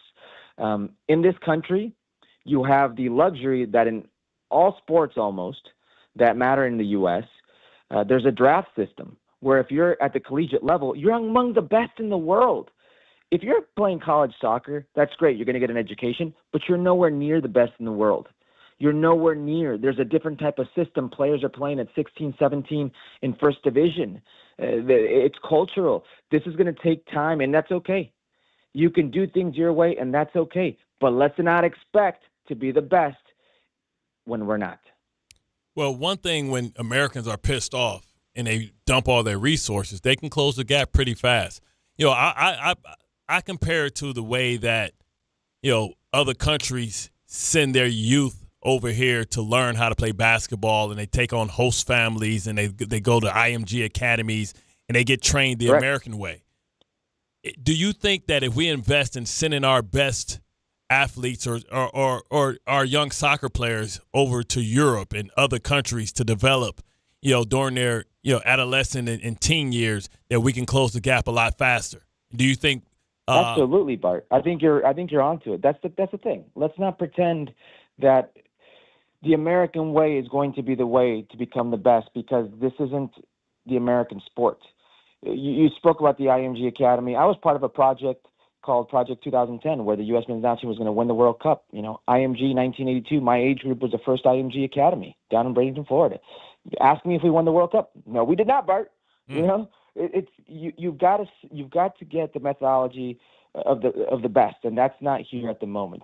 But it doesn't mean you can't get there. There are ways of going about this, and I do feel the U.S. men's national team can eventually get there because, as you said, the resources, as you said, the country size, as you said, the athletes are in this country. You don't need to be a good athlete to play football, to play soccer, but it does help. Herculez Gomez with us. Listen, the other simple theory for people like me is that our best athletes, I mean, you just kind of alluded to it, are our best athletes just not attracted to playing the sport nearly as much? Is that a factor, or is it not a factor in where we are? No, it's not. Okay. Let me tell you why. So in the NFL, you can have a player who's just a freak athlete get drafted who's never played, right? Mm-hmm. That's not going to happen in soccer. That's not going to happen. I saw a conversation, I believe it was J.J. Watt and Zach Ertz, having with their respective wives, and their wives played at the highest levels for the U.S. women's national team. And they were saying that it'd be easier to pick up a soccer ball and be good at it than it would like football, an actual American football. And that couldn't be further from the truth here in America, or just in general. It's different coordination of skills. One is hand-eye, the other is foot-eye, which is very difficult. The best player in the world, the greatest player that's ever played, is about 5'6", and looks like he should be doing my taxes, weighs $140. That's not how it works, guys. This is more chess than it is athletics. Being a freak athlete will absolutely help you, but it doesn't guarantee you success. We look at it from a different lens, being American. This is one of those sports that you can't just be a good athlete and pick up. If LeBron James dedicated his whole life to soccer, that guarantees you nothing. That would guarantee you nothing. You would have no guarantee that he would even be a decent soccer player. Got you. I mean, is the soccer border? We talk about that line when a sport is almost like a skill. Like I would say, like golf is a sport, but it's also tremendous skill involved and strategy involved in it. Where football, you just run hard and you hit somebody. Basketball, it is a skill, but it's more athletic than it is like archery. Is like, to me, is like a more technical type of sport than like football or basketball. Yeah, it's very technical. But there's endurance involved. There's technical. There's tactical ability. It's a team game. It's a collective. It's like a chess game. There's all these things, guys. Last one for me. Just this tournament as a whole right now, you made the point that only 8 countries have ever won it. Are we going to have a 9th this year or not? I seriously doubt it. I think it's going to be France or Spain. I think those are the 2 front runners. It's not even close, in my opinion. Wow. Herculez, listen, we appreciate it. Awesome insight, and thanks so much for giving us a few minutes. We appreciate it very much. Anytime, guys. I have no hope. Get some rest, my man. Herculez Gomez, ESPN soccer analyst, joining us. He didn't make me feel a whole lot better. Yeah, it's a bleak picture. I mean, man, like I said, 20, you got to go through a whole cycle and you got to hit. You got to find the right kids. I just don't think American parents, you heard it with Jose, feel comfortable sending their kids in a foreign country. Like, it's like to kind of be developed and be in the hands of somebody else. American families are so hands-on. Our culture doesn't lend to that. Yeah. You know what I'm saying? Everybody in other countries are trying to get to America. People in America are not trying to get somewhere else. Yeah. So, like, they see sending their family over here as a sacrifice for the good of the family. So do you think is it more to do with the people, the families here don't want to lose control of the kids? Correct. And they don't want they don't want anybody else in their ear? Well, they don't trust. Like, when you got to think, we have a culture where we had pedophiles, we had all kind of crazy stuff going on. I don't know if I can send my kid over there and not know what's going on with my kid every day, every time. You know what I mean? Yeah. Like, that's tough. Like, when these people send, like, when not these people, when foreigners send their families over here, they don't know what the hell these families are doing and what they're subjecting their kids to. And sometimes our kids they don't want to be a burden because they understand what they're here for. Like, those kids come over here. But they'll throw them in the deep end of the pool. Right. And go swim. Go make it happen. Right. The whole family is dependent on you. Now, this happens to a certain extent in the hood, right? Like, how many people we talk about Michael Orr, right? Sent him to live with the coach's family. Grew up with them, right? We've heard that, but at least they're in America. I can come find my kid. I can see my kid instantly. I know exactly. You know what's going on. I know what's going on. I just can't see American families with the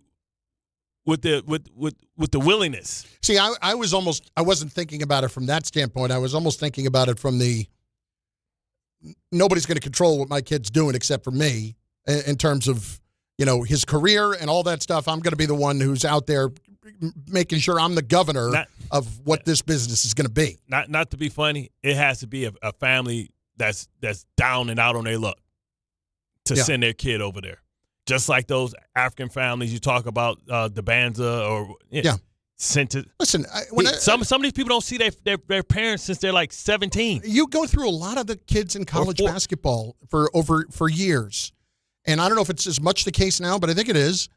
That you would have guys that would not have seen their families for years, and these are not guys who are big time players. Right. How many times have we? These are guys that are averaging 2 points a game. How many times have we seen, like, on Instagram, people show up and it's their senior day, and the team flies their parents over from. And it's the first time they've seen them play. First time they've seen them play. Yeah, no, all the time. And the thing that scares me about that, though, is all of that family's hopes are put in that kid. Yeah. And we see the ones that's that not going anywhere. Yeah, we see the things that work, the ones that work out. We don't see the ones that don't work out. I can tell you from years at doing, like, Rutgers basketball, okay? There were years that we were awful. Yeah. The guy who is the 13th man on that team thinks he's playing pro somewhere, and he's not. He trying his best. Yeah. If not, and the whole reason he hasn't gotten out there is that he's getting screwed. Yeah. And it has nothing to do with that. I'm telling you, like, for us, for me, from my standpoint, because I played at a smaller university, every single track person was either from Jamaica, Bahamas. Like, everybody on the track team, nobody was from America for the most part. Everybody was foreigners. And everybody had the hopes of their country to come over here, get an education, try and get to the Olympics, or try and do something, get a free education to go live back home. All of them went back home afterwards, right, because they weren't citizens. But everybody on the track team was foreigners from the islands because that's where they know the talent is. So, like, even if you, like, because track is big here, but it's not as big here as it is in Jamaica. Track's number one. All right, let's get back to it. 800-919-3776. Also on the ESPN New York YouTube channel where you can be involved in the chat. David and Elizabeth, what's up, D? How you doing, brother?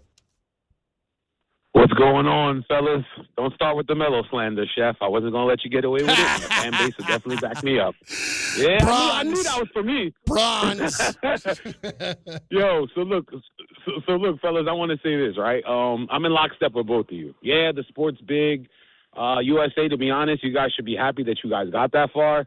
Yo, I'm Haitian, so, like, soccer's in my nationality, to my blood. Like, yo, Haiti has a lot of history with the, World Cup, FIFA, all that good stuff.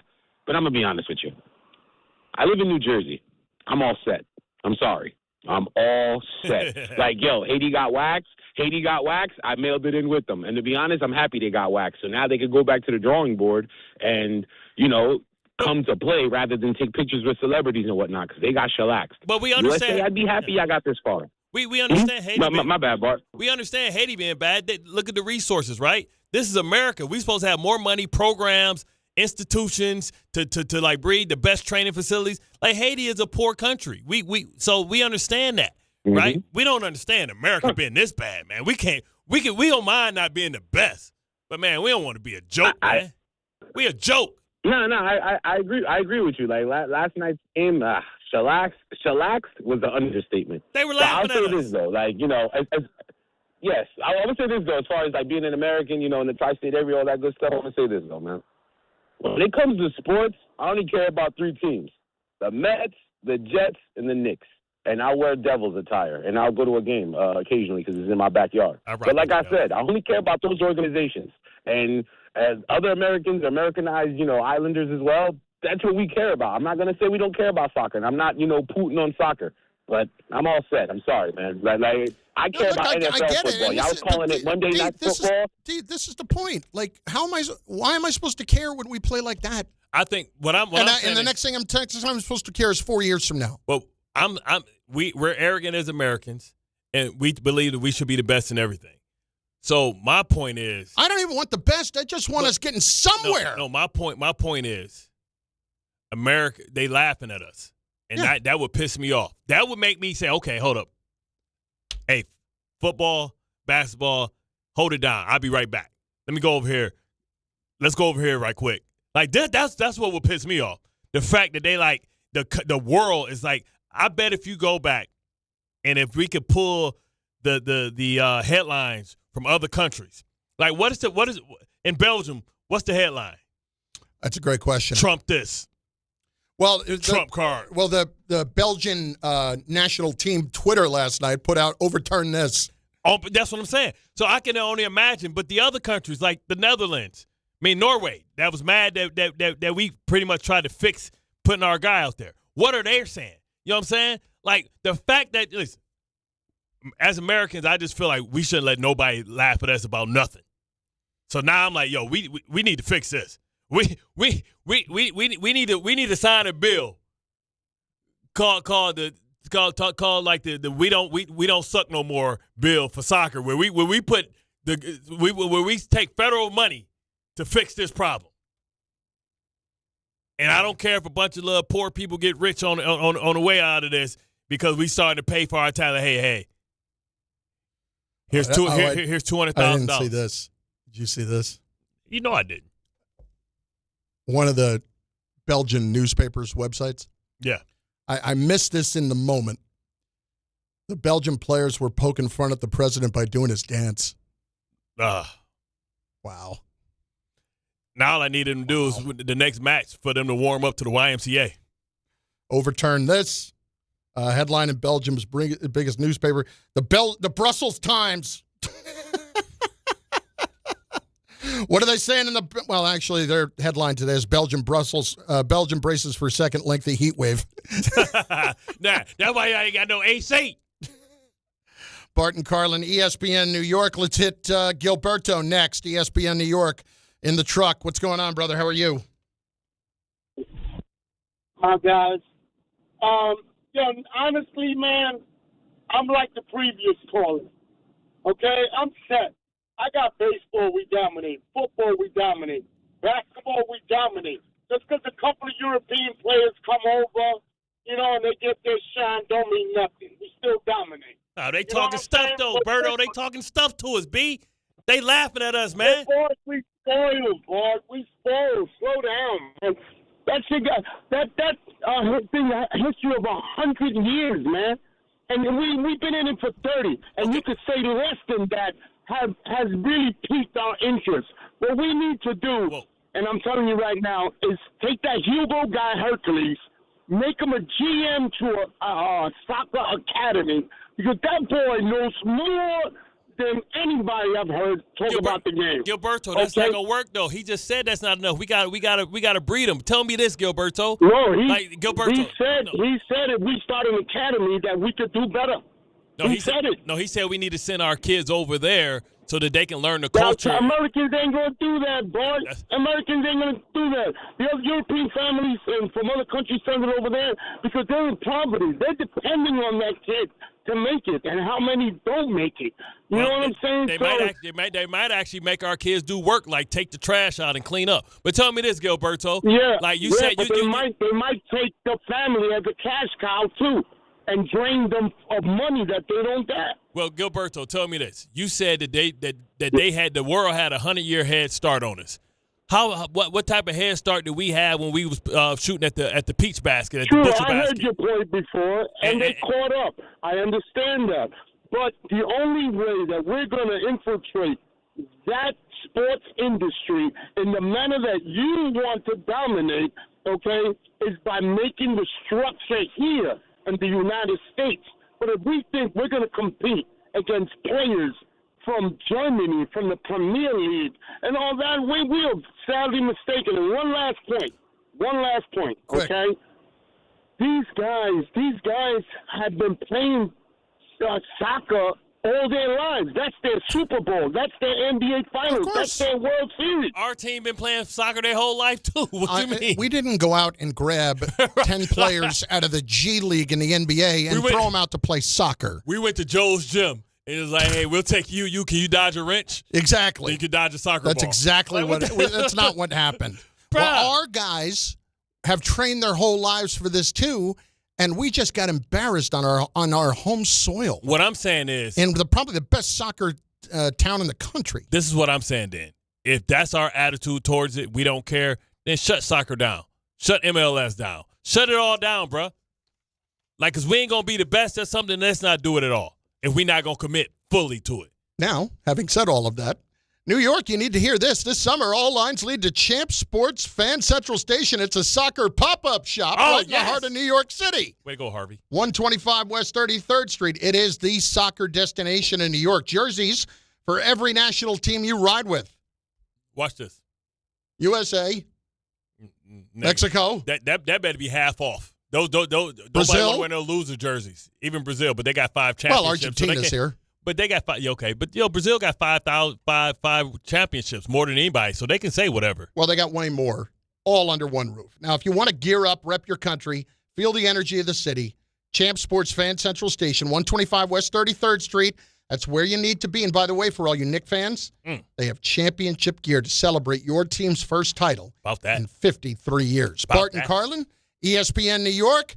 Audio Files is on the way. Hey, the Yankees won. So did the Mets. Barely. So did the Metropolitans. It's nice to have a guy who can stick the bats where the sun don't shine. Home run. Bart and Carlin, ESPN New York. The World's Game at BetMGM is here. Bet on the soccer showdowns with 2-up early payouts so that if you're up 2, BetMGM will pay you. That's right. Place a pregame, straight match result bet on any tournament game. If at any point your team is up by 2 goals, you'll instantly win your bet. Then enjoy BetMGM's same-game parlays, daily promotions, player props, and so much more for the World's Game. Don't miss your shot at an early win with 2-up early payout to get paid out if at any point your team is up by 2 goals, regardless of the final outcome of the match. Make it a tournament to remember with BetMGM. BetMGM and GameSense remind you to play responsibly. Gambling problem? Call 877-8-HOPE-NY or text HOPE-NY 467-369. See BetMGM.com for terms. 21 plus years of age to wager and physically present in New York only. New and existing customer offer. Subject to eligibility requirements. Additional terms and restrictions may apply. If you're heading into summer without a medical emergency kit, you're taking a risk most people don't think about until it's too late. Summer colds linger and can turn into sinus infections that last for weeks. Getting sick right now before vacation can derail everything. And when you're traveling, finding a doctor and pharmacy is stressful. That's why I ordered a medical emergency kit. It's like having urgent care and a pharmacy right at home. It includes essential prescriptions like amoxicillin and generic Z-Pak to treat a wide range of common and serious illnesses. So if you wake up sick at home or on the road, you already have what you need. No waiting for your doctor, no hours at urgent care, no pharmacy lines, no copays. Just match your symptoms to the right prescription in your guidebook or call their telemedicine doctor standing by. Start on your meds sooner and feel better faster. Every home needs at least one medical emergency kit. Order yours online in minutes and it's shipped to your door. And save $45 with my promo code 880 at urgentcarekit.com/880. That's promo code 880 at urgentcarekit.com/880. At Uline, they know going the extra mile takes hard work. For companies pushing to go further, Uline will go the distance with you. 24/7, they answer the phone to get you the shipping and industrial supplies you need. Business can move fast. Unexpected large orders, adverse weather, new safety guidelines, and changing economic trends. Uline works hard keeping 41,000 items ready to ship, minimizing detours on your way to the extra mile. Visit uline.com. Tricon Construction is growing across New Jersey, delivering larger, more complex commercial projects with the precision today's developers expect. Because when the timelines, capital, and reputation are all on the line, you need more than a contractor. You need a true construction partner. Tricon brings experienced leadership, disciplined project management, and a team built around accountability and execution. From planning to completion, they build with purpose, professionalism, and pride. For serious commercial projects, build with Tricon. Visit triconbuilds.com. That's triconbuilds.com. When's the last time payroll was the easy part of your week? With Gusto, it can be. Gusto is the all-in-one platform designed to take the hassle out of managing your team, from payroll and compliance to hiring, onboarding, and more. With Gusto, you can get back 2 full days each month with all the time you've saved. Go to gusto.com today and learn why over 500,000 small businesses choose Gusto. That's GUSTO.com. Gusto.com. My name is Whitney Allen, and I'm a widow. My husband, Ryan, died. We never thought we'd ever have to use life insurance, but the unexpected happened. With Ethos, signing up was fast and 100% online. You can get a quote in seconds, apply in minutes, and get same-day coverage. No medical exams, and you can get up to $3 million worth of coverage. I'm grateful we were prepared. Get your free quote at ethos.com/play. That's ethos.com/play. Paid spokesperson. Time spent on application may vary. Online health questions required.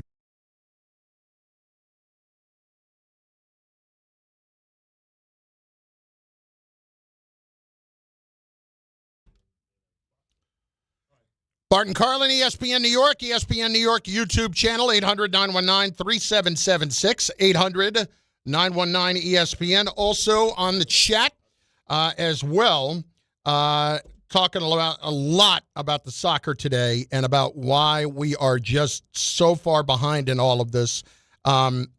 Zach Stolpa checking in. College football culture is maybe the closest thing we have to football culture in other countries.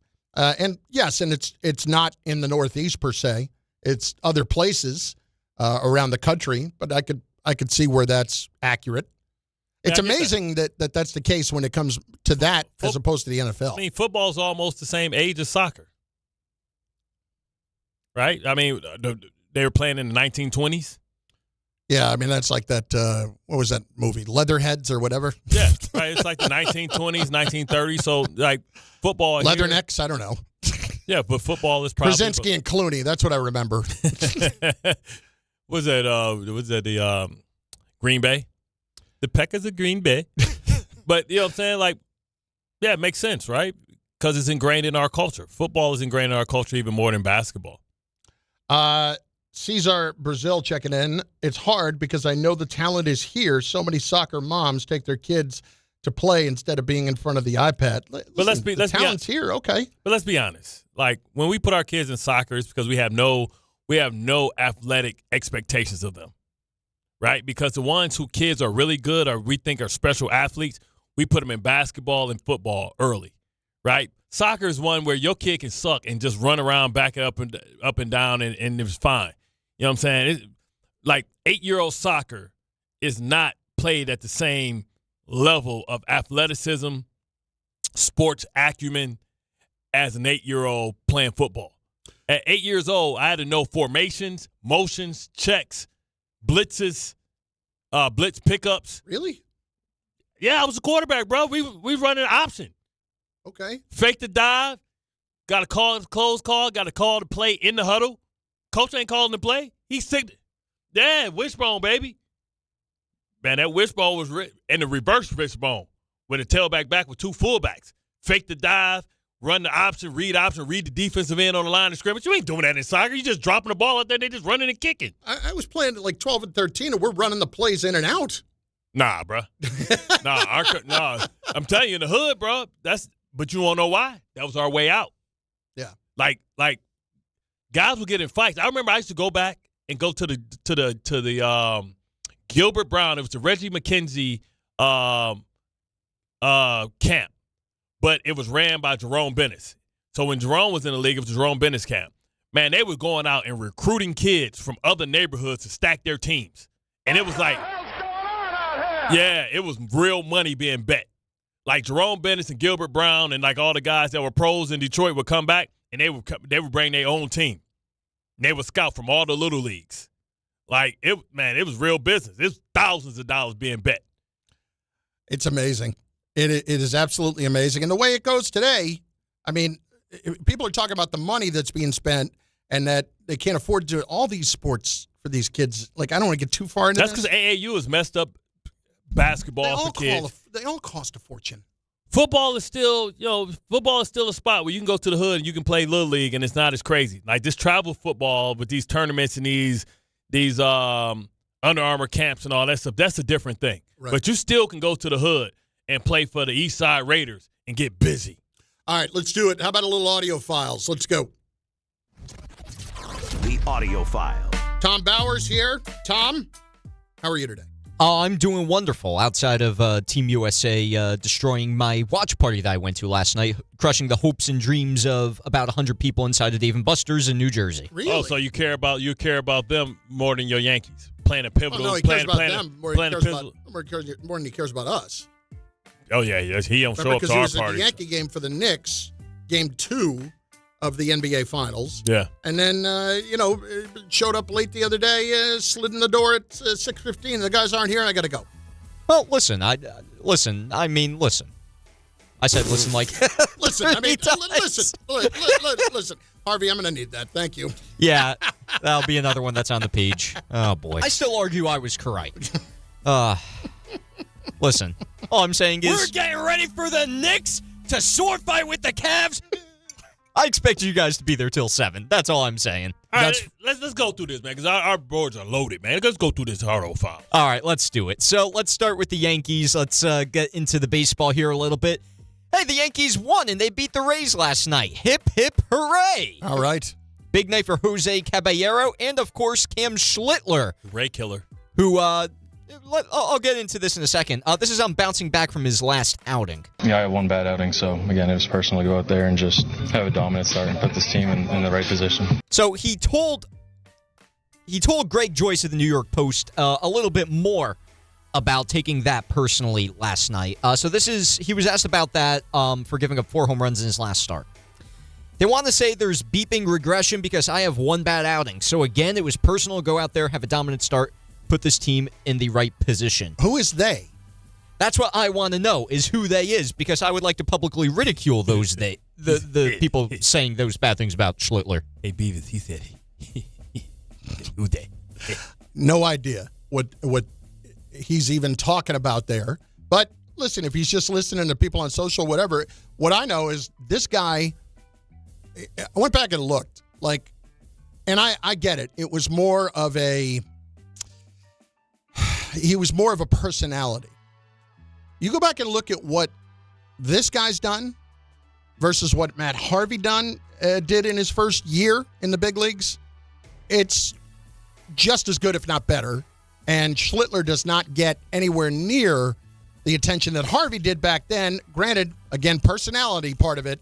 But Schlittler, they should be Schlittler Day because it is ridiculous how good this guy is. It almost took over. Schlittler Day almost took over in the playoffs. He was a phenom, but then they didn't win. So, Harvey won because he won the chicks. I guess. Every man wanted to be like Harvey. Harvey was around here running these streets like he was a fake Derek Jeter. I mean, it absolutely true. And it was an event every time he pitched. It's not an event when Schlittler pitches. But this dude's just as good. In his prime, and probably going to be better. Well, obviously, long term, I think will be better than Harvey was. But yeah, it's kind of like I feel like this guy should be getting more hyped. I mean, do you think he's at the level of Screwball of Skeens? He's got a 2 ERA. I'm not asking you that. I don't think he's he's not. We didn't hear about Skeens. He's not dating the greatest influencer in our country. See what I'm saying? Yeah. So it's a recipe. He need to go ahead and hit up Ice Spice. I mean, I think she broke up with she was with former Spider-Man. She was seen with former Spider-Man. She just came off for dating Sauce Gardner. Go ahead and get you Ice Spice, man. I got to do something. Let me get a Schlittler with Ice. Next. Cam, get on that. So, this is an interesting quote. So, if you guys remember, Aaron Judge, I believe it was either on Friday or earlier this week, came out with a quote as he's hurt and said that the Yankees were lacking focus during the team's recent struggles, which is peculiar of Judge since he's usually not a guy to come out and speak negatively about the team, but clearly he sees something, and Aaron Boone was asked about that before yesterday's game. I don't think we're lacking a focus. I actually saw Jazz's comments, like, we just need to focus, like, not saying we weren't focused yesterday. I think we haven't played well. So those are the times I think you want to sharpen that focus and make sure you're doing everything from a preparation standpoint to get yourself prepared to play tonight, where we obviously start another important series. I think it's highlighting that in the tougher times, you need to make sure you're focused. And I believe that we are, and believe we're doing the things to give ourselves an opportunity to be successful. We obviously got to go play better, and all that in the end is just talk. Like, ball gets delivered at 6:40 tonight, and we got to play a better brand of baseball than we have over the last 10 days. So I think there's the first criticism there from Aaron Boone. If you're talking about why you're lacking focus, I believe when you give a definition of something, you shouldn't be using the word that you're trying to define in your definition of why you're lacking in something. Yeah, I mean, I get what Boone is still trying to defend his players who are out there every day. But he knows, and I'm sure he probably said something to Judge. Judge isn't wrong. Judge is not wrong in the least. And he basically, as he continued to talk about it, focus, we just got to play better. It's kind of the same thing. It's kind of the same thing. Next. Well, listen. Listen. Thank you, Harvey. That's fantastic. Go ahead. I amaze myself sometimes at how stupid I sound. All right, so I'll get back into the soccer from last night because that's been the big topic of conversation as of today. So I want to play this from Jeremy Schaap. He was on ESPN Radio, and it's kind of, again, part of the discussion we've been having. This is where the USA is stuck at in terms of their ceiling when you compare them to the rest of the world. We're talking about a level at which we've seen the U.S. crash out time and again over the course of the last quarter century. When they have gotten out of the group stage, when they have qualified for the tournament, so putting aside 2006 and 2018, this is where they exit. This is, 2010, we lost to Ghana in the round of 16. 2014, it was Belgium, despite Tim Howard's heroics in that game in Salvador. 2022, it was the Dutch. And this time, it was the Belgians. This was not one of those games where they can walk away from it and say, boy, we were so close, right? This was a thrashing. This was comprehensive. They were lucky to be down by a goal at the half. Yeah, there's no getting around it. They got their asses kicked last night. And it shows exactly how far behind we are. And everybody that wants to get me all pumped up for USA spirit and all that, before that last night, we could not have a better home field advantage than we did in Seattle. And we just got drilled. Absolutely drilled. And where I knew we were dead was when we evened the game up and 60 seconds later we give it right back. Mm-hmm. I knew we were dead in the water at that point. I already knew when his foot got stuck. I said, man, that's worse than the butt fumble.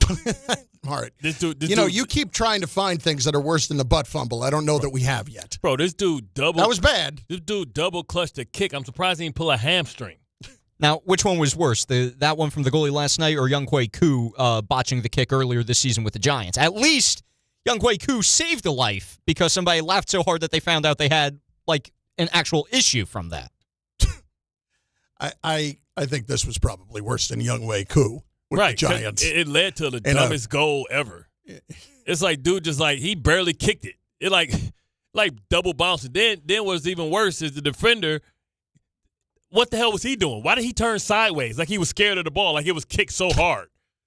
Bart Carlin, ESPN New York, on the ESPN New York YouTube channel, 800-919-3776. I still have not gotten a good enough answer from any of the soccer people out there as to why we are where we are, because what last night showed is we are nowhere close. Bart Carlin, ESPN New York. 1-877 Cards for Kids. KARS Cards for Kids. Ready to get rid of that old car? Donate it to Cars for Kids. Call 877 Cars for Kids to reach a friendly live agent. Donation is super easy, and your car can be picked up as soon as tomorrow. Call us now or go to carsforkids.org. 1-877 Cars for Kids. Donate your car today. Did you know you can donate real estate too? Fans, arrive early at Yankee Stadium on Saturday, August 8th for the 78th Annual Old Timers Day presented by Fresh Direct. See Yankees legends put on the pinstripes again and take the field at Yankee Stadium. Relive memories of your favorite former Yankees and make new memories with your family. After the Old Timers Day ceremony and game conclude, stick around to see your Bronx Bombers take on Atlanta. Get your Saturday, August 8th Old Timers Day tickets presented by Fresh Direct at Yankees.com/tickets today. D'Agostino Law Bite Back. This is John D'Agostino from D'Agostino & Associates. Did you know Social Security takes money out of every paycheck you earn? Paycheck after paycheck. And you're not supposed to touch that money until you're 67? What if you can't work? What if you need that money now? The system is challenging and most people get denied. That's a fact. D'Agostino & Associates has the experience to win, and we win a lot. If you filed for Social Security disability benefits and were denied, let us appeal. Call us first at 1-800-BITE-BACK. Bite Back means fight back. 1-800-248-3222. We'll fight to get you paid. D'Agostino & Associates has offices throughout New York and New Jersey and handles Social Security disability claims and appeals. Remember, if you've been denied, call us first. 1-800-BITE-BACK. That's 1-800-248-3222. D'Agostino & Associates. We win a lot. Hey, it's Alan Hahn. At Rings End, they're there to help realize your modern design visions. That's why they partner with Marvin. Engineered for big ideas, Marvin modern windows and doors deliver effortless elegance, expansive views, and industry-leading innovation, all in a modular system designed to meet the exacting principles of modern architecture. Experience Marvin Modern at a Rings End showroom today and create something stunning with them. Rings End is a certified Marvin installing retailer. I'm David Ortiz. When I lost my mom, she was only 46, and I lost my dad to cancer. It was the worst pain I ever felt. It made me think, what will happen with the people I love when my time is up? That's why I have life insurance. Ethos makes it easy. It's all online, take about 10 minutes, and you can get up to $3 million in coverage. Get your free quote at ethos.com/game. That's ethos.com/game. Paid testimonial. Time spent on application may vary. Online health questions required. If Twisted Tea Hard Iced Tea was your best friend, it would be the kind of friend that starts an impromptu dance party in the supermarket aisle that turns into an all-day pool party rager at your place, and you don't even own a pool. Twisted Tea Hard Iced Tea turns any day into a legendary adventure. It's smooth and refreshing real iced tea with just the right kick of alcohol. Twisted Tea Hard Iced Tea. Keep it twisted. Twisted Tea Brewing Company, Cincinnati, Ohio. Please drink responsibly. Congratulations, New York. The Knicks did it. Through battle after battle, they dominated to become this year's NBA champions. Day in and day out, the hard work paid off, and you were there every step of the way. Enjoy the crown. Own it, because this year is your year. A part of your legacy that will never be forgotten. So celebrate this moment, show your pride, and shop the largest selection of official NBA gear at NBAstore.com. A Fanatics experience.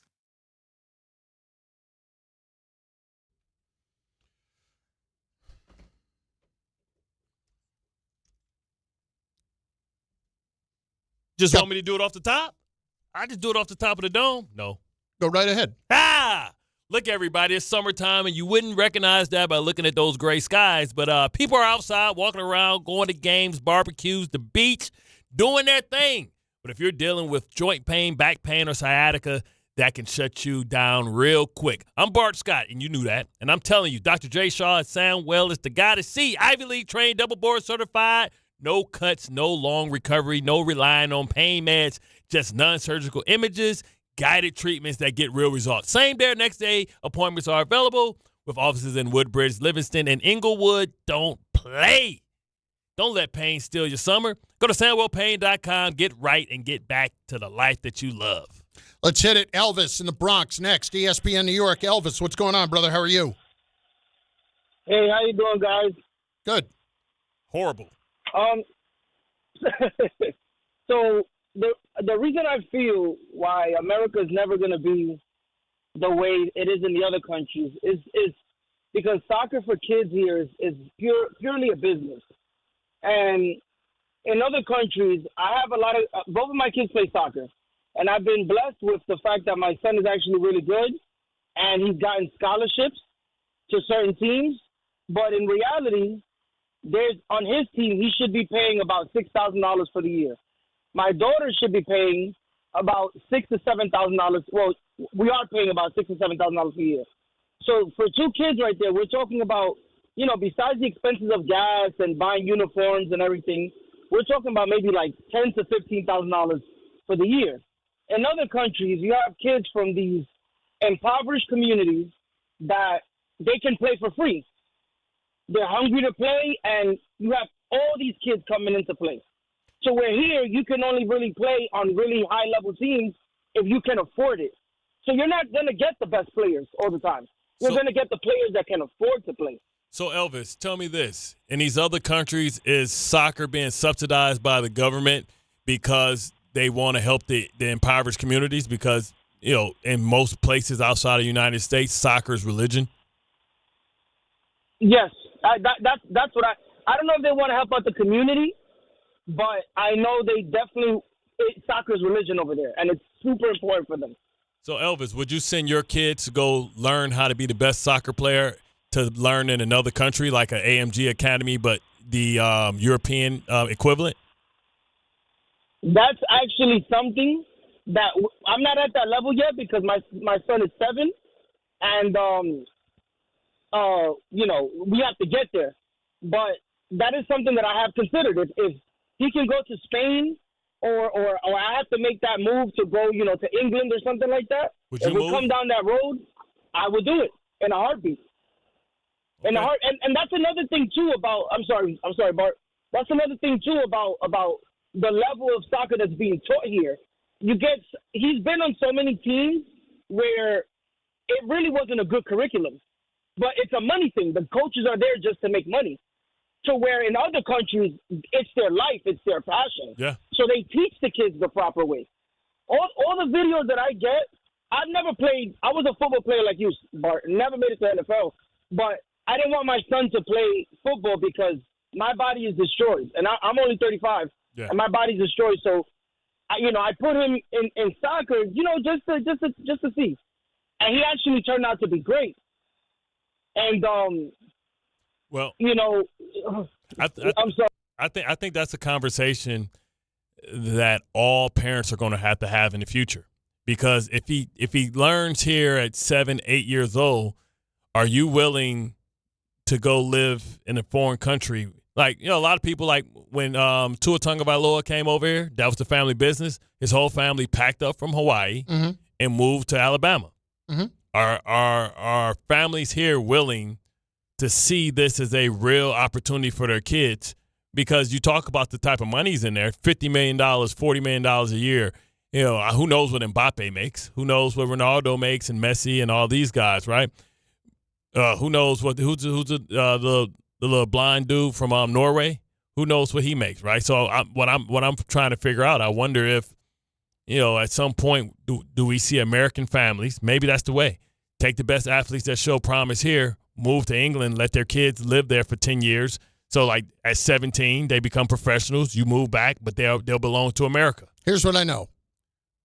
Here, the professional leagues, people do not care anywhere near they do overseas. It's the G League. Yes, this is at best. Best. What the MLS is the equivalent to you see your boy say, where you play? I play in Greece. And we've taken I play in the European League. But we've taken guys like Messi. We've paid him a fortune to come over here and play, like Beckham. Okay. We paid him a fortune to come here and play, and it hasn't made a difference. Yeah. What? But the same thing is, didn't Starberry play in China? Nobody cared. Yeah. Like, we do that too. Didn't Stoudemire play in Jerusalem? Mm-hmm. Nobody cared. Like, it works the same way. Like, basketball is our culture, and over there it's the same thing. But I wonder if people, because their families over there, they'll move. No, but it's hard to move because it's hard for them to get visas. But if I'm trying to pump up a sport in a country and get the country to a particular level, don't I have to? It's not going to work here. Like, we too far. People like have to care. The fundamentals, even the coaches in these soccer leagues don't know what the hell they're talking about. So you're learning from people that's teaching improper technique, like where you live in Brazil, you live in these other places, you getting the top-notch training, right? And a lot of the Brazilians go train in Spain or Europe. So the only way we're going to catch up is if we send our kids over there, and assuming that all kids are created equal, right? All kids are created equal. And we take our kids and we send them over there to learn the same thing that their competition's learning. So it's like if we both learn the same thing from the same people, then the cream will rise to the top. And if you think your kid is the cream, then it's going to rise to the top. Here's Ryan, the mailman on ESPN New York. Ryan, what's going on, bud? How are you? No, I enjoy listening to you guys talk while we're on hold because that took me all over the place. First, I want to say I had a conversation with my cousin over the weekend for July. He used to play Division I basketball. My cousin came from Trinidad. My family's from Trinidad. And even though he did not end up in the league, he's a very successful in IT, owns a lot of property, homes. And we can't let our families down. Like, your parents sent you here from Trinidad to America to figure, like, you cannot disappoint your family. Damn like, straight. You have to succeed some way, somehow. And my son plays soccer, baseball, and basketball. And I never forget last year on the basketball team, he wasn't defending. Like he was being lazy on defense. Mm-hmm. And after the game, I pulled him to the side and I was like, Jimmy, crab legs. Remember? We talked about this. You got to get in front of your defender. And one of the parents said to me, "Oh, give him a break. They just play the game. They're just out there for fun." And I feel like that's why a lot of these, right? And I feel like that's why a lot of times with soccer, my son plays soccer too. It's the same attitude. A lot of these parents that are paying the money, they have the money, and it's great if you have the money, you have the finances, but they don't take it serious. Soft. They don't look at it as soft. My son has to do this as to make it out. Right. They don't see it that way. It's Friday and my son is playing a soccer game, or it's just something fun. I have the money, I have the means, it's something fun. And no one's saying it can't be like that. Yeah. But they would never get far if they don't have the right mentality behind why they're doing what they're doing. Listen, I can't say it better. I couldn't say it better myself, Carlin. Yeah. Man, I live on these burbs, and like when we go play like places like Mount Olive, man, they kick our kids' ass because our kids is just like, bro, like, one, you can't boo kids, and you can't even cheer your team. Like, I'm like, what the hell am I here for? Feel like I'm in Catholic church. You know what I'm saying? It's just like so structured. Man, in the hood, like, I grew up in a place, man, where it was like, listen, man, I'm tired of hearing gunshots. I'm tired of these roaches. I'm tired of, like, struggling, not being able to go nowhere. I'm tired of this, dog. Like, bro, I'm going to practice, busting my ass. And now my kids just like, nah, oh, daddy, I don't know, I want to go. Like, bro, when my son was playing football, I knew he wasn't going to make it. Man, he wouldn't get his ass up and go running. I built the whole hill. Now, you say, lead by example.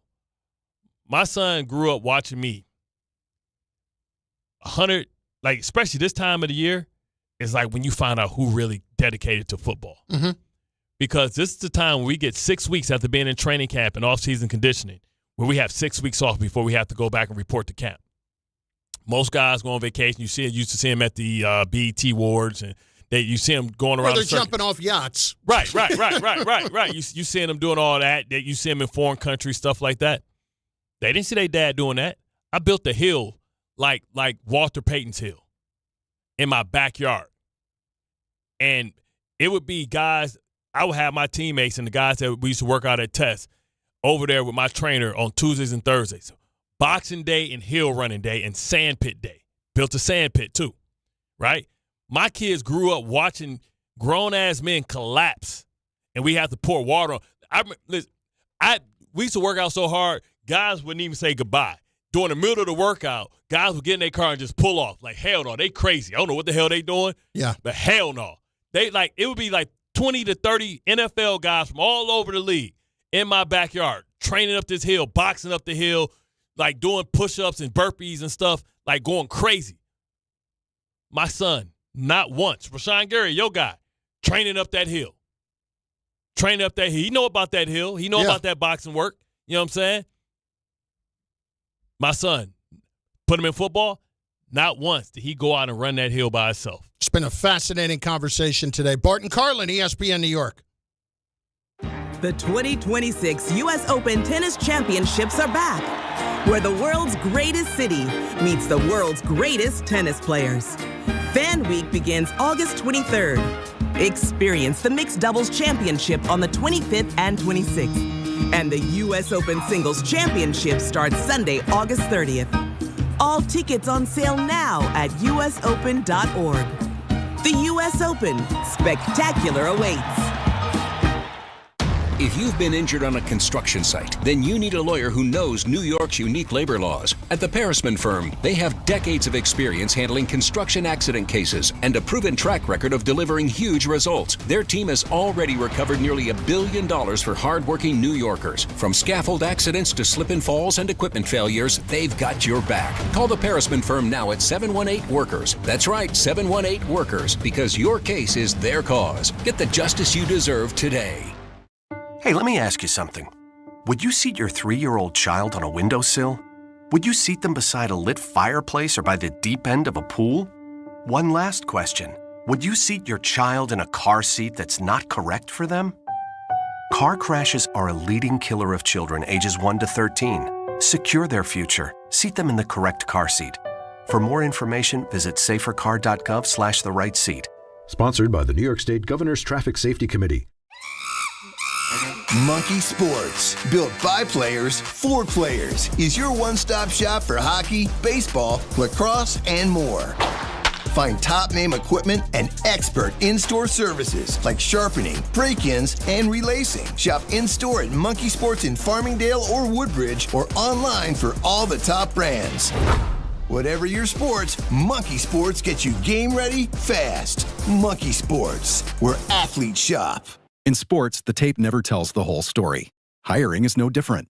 AI can make candidates look like an MVP on paper, so knowing the person and the skills behind the resume matters. That's where Robert Half changes the game. Our recruiters combine their expertise with award-winning AI to evaluate skills and fit quickly. Learn how we can find you specialized talent in finance, accounting, technology, and more. At Robert Half, we know talent. Visit roberthalf.com/talent today. Progressive presents the Passionate Sports Fan Checklist. Signed jersey of your favorite bench warmer? Check.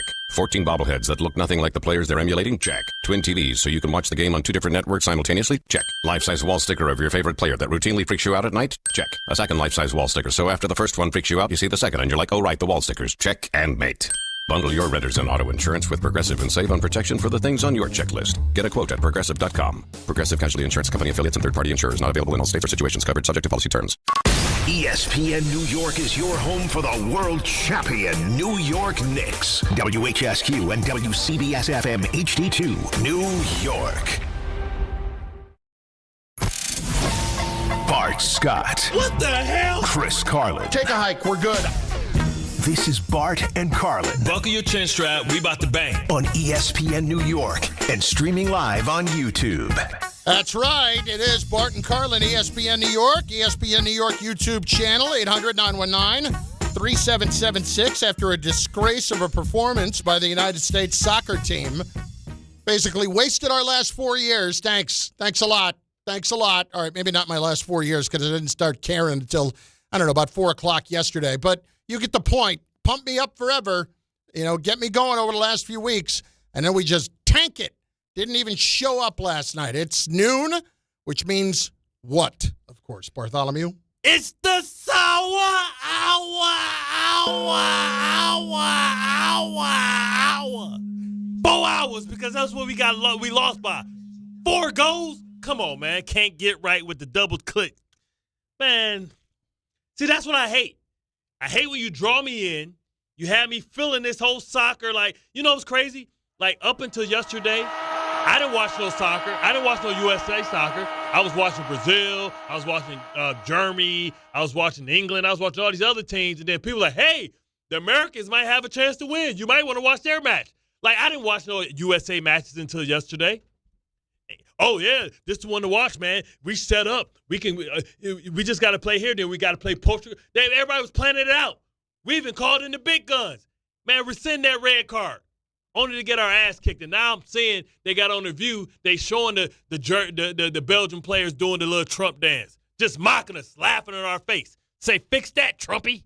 That was just an embarrassment the way they played last night from the get-go. I don't know the ins and outs of soccer. I'm not going to pretend to, but I know a gutless performance when I see it. And Gutless. That's exactly what that was. You couldn't have hit the nail on the head even better. Gutless. Like, they choked, man. Like, when you talk about when the world was watching, when everybody was paying attention, that's the type of performance we could have took a loss. That's fine. But, man, we got man, listen, there's going to be GIFs that's made of this dude double kick. Who the hell double kicks? Bro, just kick the ball. And if somebody took over, this is the thing. If somebody, like, he saw somebody open, we talked to Herculez Gomez, and he said, he know what he saw. It was an opening for I guess. To make a play down the field. Down the field. And it closed up. Well, if you kick it, at least the ball ain't by your goal. Like, I'm assuming that the kick, well, maybe your guy wins it. It's a 50-50 ball. Maybe your guy gets it. So because it's closed up, you clinch up. He double clutched. And he double pumped, and he got his ass, the ball stolen in one of the dumbest goals. It wasn't even kicked hard. His guy, who was behind him, the defenseman, flinched up and turned sideways. Sorry. When I watched, like, the National Geographic channel, right, when animals want to, like, scare somebody, don't they make themselves big? They don't turn sideways and make themselves skinny. How the hell you going to kick the ball, you make yourself skinny? You're supposed to make yourself as big as possible. The goalie's goal. We've seen it all the time. We've seen the goalie come out, get tripped, and we've seen people come back and block it. What do? They block it with their body. They lay down. What the hell was this dude doing? That was just an abomination across the board. And I knew we were dead in the water as soon as we scored the equalizing goal, and then 60 seconds later, we give it right back. And I'm just so annoyed at the fact that we had this entire platform with which to show how U.S. soccer had taken this big jump. And we showed, no, we're still, and also we're still just one of those teams that happens to be playing in the tournament. And they set us up to have success. They set us up with a nice little draw. We obviously won and got into the second round, got into the knockout round pretty easily after winning the first two games. And they gave us home court advantage by sending us to Seattle, which is Seattle, one of the biggest it's like the best markets. It's the best soccer town in this country. That place was nuts. And in 5 minutes of that game last night, it was dead as a doornail. And anybody that's ever played in that stadium understands how the technology, the sound carries. It makes it bounce back down because it has the hangover. Yes. That's all about holding the sound. That's why the 12th man is such a incredibly difficult thing to contend with in the NFL. And what we saw last night was just garbage. It was complete garbage. And it makes me wonder, why should I ever care about soccer in this country? Why? And I still haven't gotten a good enough reason as to why I should. I know what I'm going to care. I only care about soccer when the women are playing because they are legends, right? Because we're respected. Women's soccer is respected. Men's soccer is not respected around the world. Our women's team, shout out to them. You know what I'm saying? Hey. Can't wait to see Rodman's daughter play. Do they have a women's World Cup or we just play in the Olympics? Next year. Yeah. Where's it at, Harv? Brazil. Oh, sign me up. Sign me up. Going? Listen, whoever out there listening, it's in Brazil. I'm going to take a leave of absence. And what I'm going to do is pay me just like y'all paid Snoop and y'all paid Flavor Flav to be like the polo. The water polo? Yeah, water polo. Yeah. Assign me to women's soccer, baby. We up, baby. Listen, what I saw was one of the greatest players in women's soccer history in Carly Lloyd last night take out our supposedly superstar player in Christian Pulisic, who was a no-show. It was a no-show during the entire World Cup, pretty much. And last night, it was play half the game, and I'm out. I'm hurt. I got nothing left. How much they get paid to play in this? How much money? I don't know how the finances work with it. I don't know if you're getting paid by your country or not, or what works on all this. But I wonder what Harvey made as you're far getting paid to represent your country, for Pete's sake, and you're getting paid in patriotic spirit. But I wonder what they get paid as far as when you think about endorsement deals and stuff like that. Well, every time I turn around, Pulisic's on another commercial. Yeah, we need to take all that back. I see him a lot more on the commercials than I do on the field. That's for sure. We need to take all that back. Yeah. You can no longer represent America. I want my money back. That was a thorough embarrassment. I'm going to turn it over now to Harvey Cruz, who is our soccer correspondent, because I'm not going to sit here and try to tell you that I know what the hell's going on in that sport. But I know a pitiful performance when I see it, and that was a pitiful performance from the beginning last night. Good old choke job. Harvey, what am I missing here on any of this? Nothing really. It was as bad as it could get. You're ball watching for the first goal. Your most experienced defender. Two of them are looking at each other like, what are we doing? And nobody reacted. Everybody was too slow. And the second goal, your best, not your best, but your most experienced defender, Tim Ream, gets put on a poster for that second goal. And then even with the free kick by Malik Tillman, you just created nothing. You couldn't get anywhere up the field.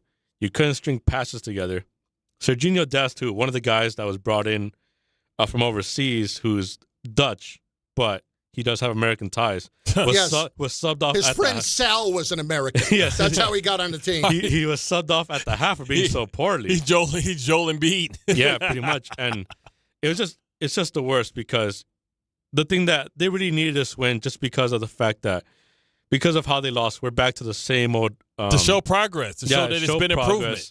You haven't made it since 2002. And by the way, when you made it back in 2002, you beat Mexico, who are your CONCACAF brethren. You guys are under the same confederation.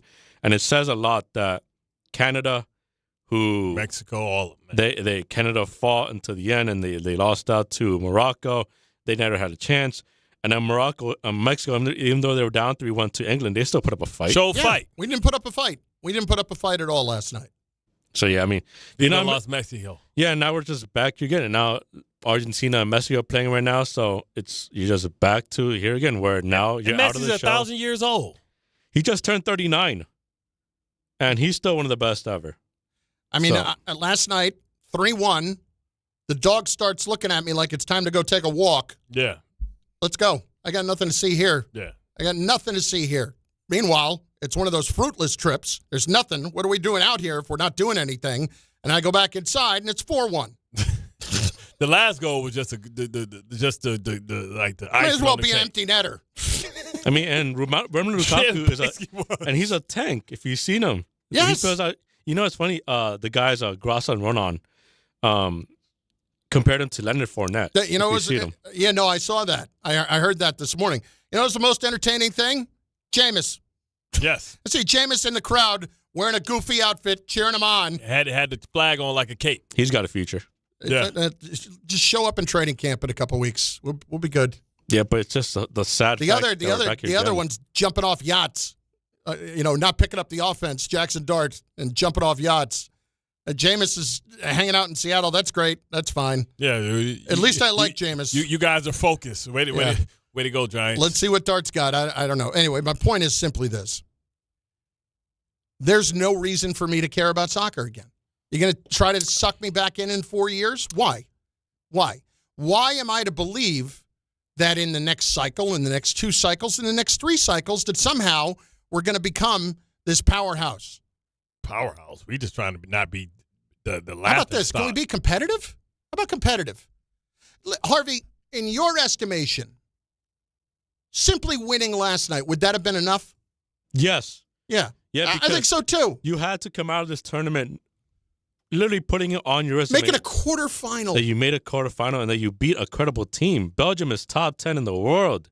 You would have played Spain and we were the favorites in the game. Yes. But the thing is, we got our ass kicked by them in May in Atlanta? 5-2? You lost 5-2. And again, it's a friendly, it's not. Yeah, it's a friendly ass kicking. And it happened again.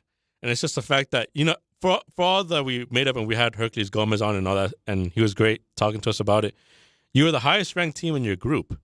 And playing Bosnia in the round of 32 did no favors for anybody because you had to win that game. No, playing who we played in our group did us no favors. Yeah, that didn't prepare. Setting us up for, to make it to the next round. And it's just the fact that everything. They were all setups. Everything broke your way. Everything was right there set up for you. I mean, you lay an egg. They were all setups. Tomato cans. They're all tomato cans. That's a real champion over there. What a horrible performance.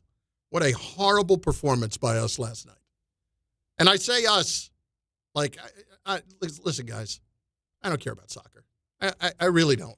But it annoys me when you tell me to care about something, I invest my time in it, and I cared more than they did last night. We need to put more money in our women's soccer because they deserve our attention. They deserve our resources. They deserve. Listen, by the time the next 2 years, when it's time for the Women's World Cup. Next year. When it's time for the Women's World Cup, I want, what's her name, Rodman? Trinity Rodman. I want Trinity Rodman to be the biggest star in America. She might be. She is amazing, man. Let's put our stuff behind a winner. Let's put our resources to get them ready to go, man. 800-919-3776. Anthony in the Bronx has been patient. Next, ESPN New York. Tony, what's up, baby? Hey, how are you today, guys? Thanks for taking my call. Appreciate it. You got it. What do you got? So my point being is soccer's a beautiful sport, and it's a shame that in this country we only watch it once every 4 years. Like, I follow soccer. Like, I watch European soccer. Unfortunately, MLS, I can't name 10 players here. You tell me about England, Italy, Portugal, Spain, Germany, France, I'll watch those games. Champions League, beautiful sport. But the problem here is, in 1 month from now, no one's going to remember this. What are we talking about in a month from now? But we're going to be talking about football preseason. Anthony, tell me this though, Anthony. How many European basketball teams can you name, or players can you name? So it goes both ways though. Like, they have to make us care. Like, what comes first, the chicken or the egg? They have to make us care about soccer by performing. Right? They've been putting resources and pumping resources into this team for a couple of years. And it's not about just we're not just looking for the LeBron James of soccer either. Yeah, we look. It's not just about one player. When you step out and you embarrass us as a country like that, No, I get it, man. Last night, listen, Belgium is a good team. Like they said earlier, they had players that were qualified to start that were on the bench. De Bruyne yesterday for Belgium did not play. You have Lukaku, who came in on the 68th minute. Like, there were good players there that didn't play. So this could have been worse. But that's what I'm saying. That's what I'm saying. Like we the damn Washington Generals of the world, and they just laughing at us, man. Like, yeah, they ain't playing nobody. We know that the whole city's going to be set up with the easiest bracket. We know that they're going to give them their home field advantage by letting them play in Seattle, but we don't respect them. We don't respect what they're talking about. So that's what I'm saying. So, like, make us care. Don't be that bad.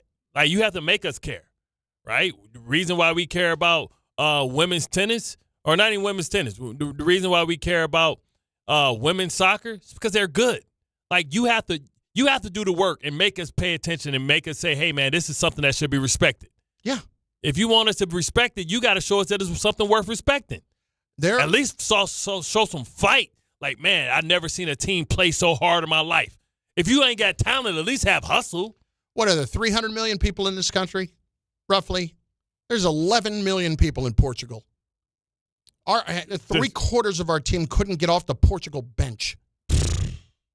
Not even close. Yeah, Portugal's like the size. And it's not a knock on Portugal. They've been a great team for a long time, and they obviously have Ronaldo. But they shouldn't be beating us like this.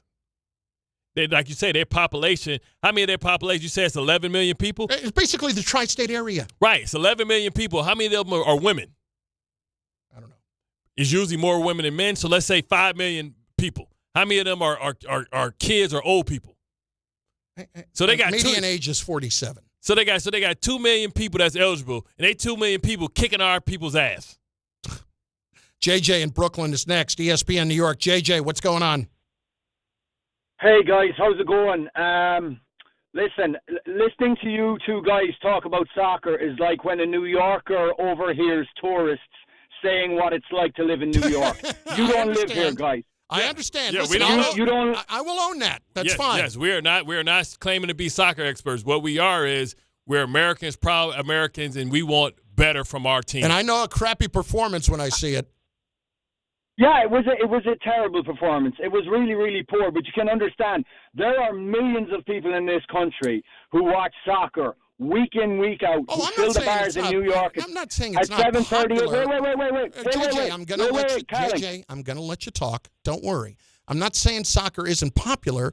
I'm saying it's another sport that you got to give me a reason to care about, and our country has not given me a reason to care about it yet because I'm the average fan. I'm the guy that's going to jump in. I jumped in wholeheartedly, and we were terrible last night. But Carlin, with all due respect, like I look at your broad resume, Rutgers football, New York Giants basketball, that's great. You're always going to dip in and dip out. And when we're good, you'll be with us. If it was 2002, when we went to the quarterfinal, you'll be with us. And then, you know what, you'll phase out again. That's not the point. There's been the growth in this game and the growth in this national team since 1994 has been immense. Then we are where's the just results? not at that level. Well, hang on a second. You cannot make up 7. Guys, we had let me give you some education here. When we were trying to qualify for the World Cup in 1986, it's only 40 years ago, right? Mm-hmm. We had a part-time restaurant manager as the assistant manager of the team. This program is so far behind everybody else, it's incredible. And you're not going to make up that ground in 40 years. You're not doing it. A caller made a point earlier on about youth development. We have a problem in this country where youth sports are too expensive, and soccer is top of that pile, absolutely at the top. And there are kids in the hood, in the places that we should be recruiting, and we can't get to them because it costs too damn much. That's a fact as well. But we have more players coming from America, from MLS academies, who are going to. Is this JJ Devaney? Yeah, that's me. It is you. Okay. Hey JJ, tell me this. How did the world catch up with us in basketball, and we had a 100-year head start on that?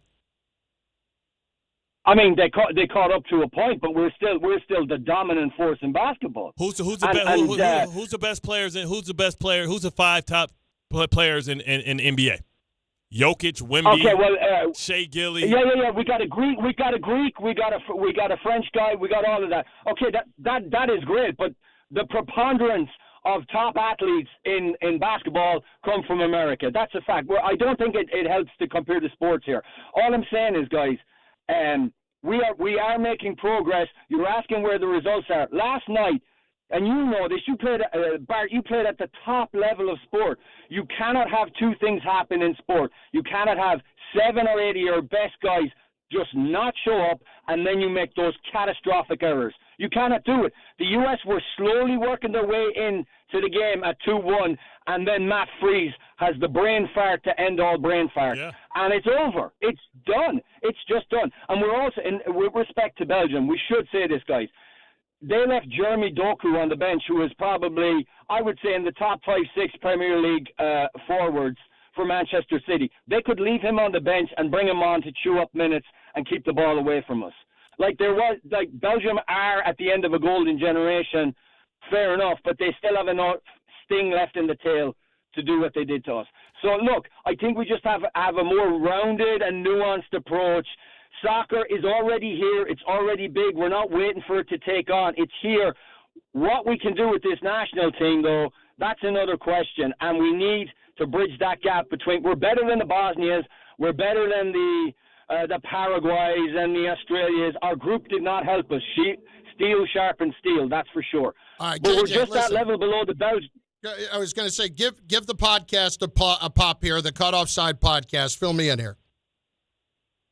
Well, we spent 10 glorious years on ESPN. Now we're going independent. Me and Andrew Gundling, formerly of your parish, who was with the Michael Kay show. You can get us on Spotify. You can get us on Apple Podcasts. You can get us everywhere. We're on YouTube, Caught Offside, and Caught Offside Pod on Instagram is the easiest place to get to us. Can I just say one thing before you cut me off, guys? Because I know I'm... No, it's okay. Go ahead, JJ. You're bringing us good stuff here. I'm grandstanding here. You know, we do have to show these players a modicum of respect. You had Harvey on there, and I was kind of disappointed. You made a funny joke, Serginho Dest. He got to play for America because he had a friend called Sid or whatever. Serginho Dest's father served in the U.S. military. A lot of these guys served in the U.S. military, and their sons are coming back to play for our country. But my point about it, JJ, is I was joking in the fact that we have to find Now we have to find loopholes for guys to play. And I'm not talking about that. I'm talking about more jokingly in the future, if we're going to get better players, maybe they're not necessarily from here, and we have to find ways to have better players because they're going to come from somewhere else. We're not developing them. So, JJ, go ahead. Yeah. Go ahead, Bart. So should we send our athletes, like other countries send their athletes over to our schools and our academies to learn the what, the why, and the how to play basketball and other sports? And, the Nigerians are sending their football players over to learn how to play football here because they have a great foundation, and they just need to learn and be engulfed in the culture of the sport. Should we send our best athletes when they get a certain age to be trained in Europe and then bring them back and let them represent our countries in the World Cup? You mean our best soccer players? Yes, our young soccer players.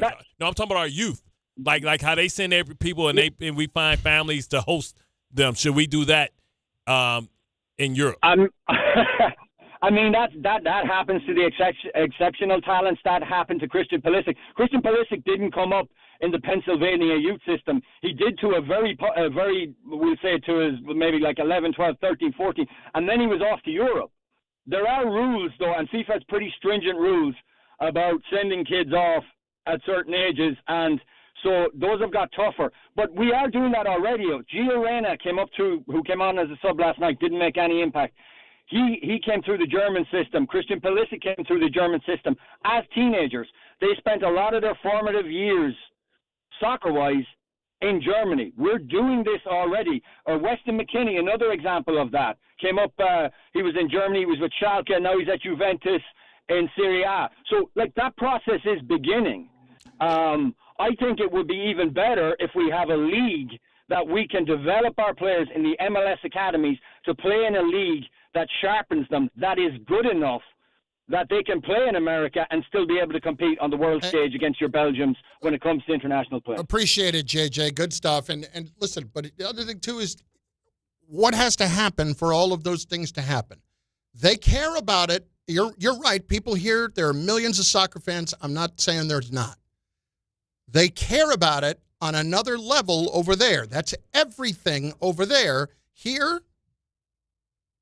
I can make the argument that it's neck and neck with hockey sometimes, but it's still fifth. Still fifth. Bart Carlin, ESPN New York. This is DiPietro and Rothenberg. Speaking of questions. Buster, Volpe hasn't kind of on the biggest stage in the world, FanDuel is changing the game because sometimes your player gets subbed off and your bet goes with them. Not anymore. With FanDuel Super Sub, if your player is subbed out, your bet stays in. That's right. If your player leaves the match, your bet continues on with the substitute. So you're still in it until the final whistle. On the biggest stage in the world, FanDuel is changing the game because sometimes your player gets subbed off and your bet goes with them. Not anymore. With FanDuel Super Sub, if your player is subbed out, your bet stays in. That's right. If your player leaves the match, your bet continues on with the substitute. So you're still in it until the final whistle. Visit FanDuel.com/local to get started now.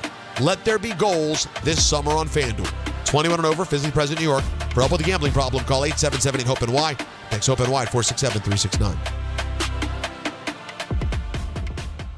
This is DiPietro and Rothenberg. Speaking of questions. Buster, Volpe hasn't kind of blossomed into what they expected. Thank God for Paul Goldschmidt, but now, at third base. And he actually cannot end it with just a defined question. Here's the thing for me. It drove me crazy last year with the Yankees. I'm a Mets fan. Do you think they do both, or do they prioritize the pitching over maybe some help at third base? Maybe we taste real true torture. That'll teach them. Yeah. If you do that and it truly takes the next step in terms of being a mental block, you end up with something like this. What happened? I don't know what happened, but why Bregman not back? Morning Start with DiPietro and Rothenberg. Weekdays from 6 to 10 on ESPN New York and streaming live on YouTube. D'Agostino, Law Bite Back. This is John D'Agostino from D'Agostino & Associates, and I know how a serious accident can change your life just like that. I'm Jenna D'Agostino, and I understand that with pain comes medical bills and time out of work. Let us get you justice. This is John Ryan, the closer. For over 35 years, our family has been getting accident victims every dollar they deserve. I started this firm for the injured, so they can bite back against the insurance companies. Our legacy is to get you justice. Bite back. To get you paid. Bite back. At D'Agostino and Associates, bite back means fight back. When you're hurt and they blame you, we bite back and get you every dollar you deserve. We have offices throughout New York and New Jersey, so call us first at 1-800-BITE-BACK. That's 1-800-248-3222. 1-800-248-3222. I've been there, and I'll be there for you. Big events are bringing more riders across the region. So if you're taking New Jersey Transit for everyday trips, plan ahead. Check schedules, allow extra time, and consider traveling outside of peak hours when you can. New Jersey Transit is running additional service to help keep everyone moving. But a little planning goes a long way. Stay aware, be courteous, and ride smart. New Jersey Transit, keeping your day on track. Plan your trip at njtransit.com. Miller time. People think it just happens, but that's not true. You know what you gotta do? You gotta go say hello with some beers. Make the plans. Forget the couch. Go to that thing. Play the game. See them in person. Talk to that stranger. Live a little. Small acts of rebellion that bring us together. Because legendary moments start with a light. It's Miller time. Celebrate responsibly. 2026 Miller Brewing Company, Milwaukee, Wisconsin.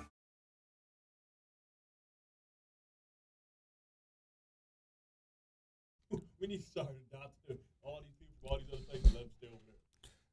30 years ago today. 30? 30 years ago today. What happened? It's not really. Is it the Wolfpack or is it NWO? NWO. Was this when The Rock put Hogan over? Hogan was the third man in WCW. With Nash and Scott Hall. Yeah. He turned bad. Turned heel. Too sweet. God rest his soul. Even though he, says some racist easy on stuff. God rest his soul. But, yeah, I get the point. Well, he said some racist stuff, but he tried to take it back. Yeah, I only say that because I worked with him. Oh, Mr. Complicated Legacy. Yeah. I mean, I worked with him. You know what I'm saying? So I understand. Show him a little love. You know what I understand. But, listen. I didn't know he hated my guts. I'm just playing. When he came out, and he was the third man. You're hearing Heenan yelling, he's the third man. Bro. That NWO run, bro.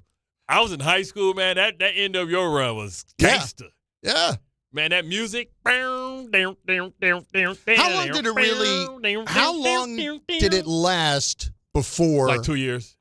No, it was longer than that, wasn't it? I mean, when did WWE buy out WCW? Yeah. I believe it was 01. 01 is when they bought him out? Yeah, it was like 3 years, man. So this was 96 when that happened. Because Hogan came back. Bash at the beach. Because remember, Hogan came back, and he went to WWE at that time, formerly WWF, and that's when he put the Rock over. Right.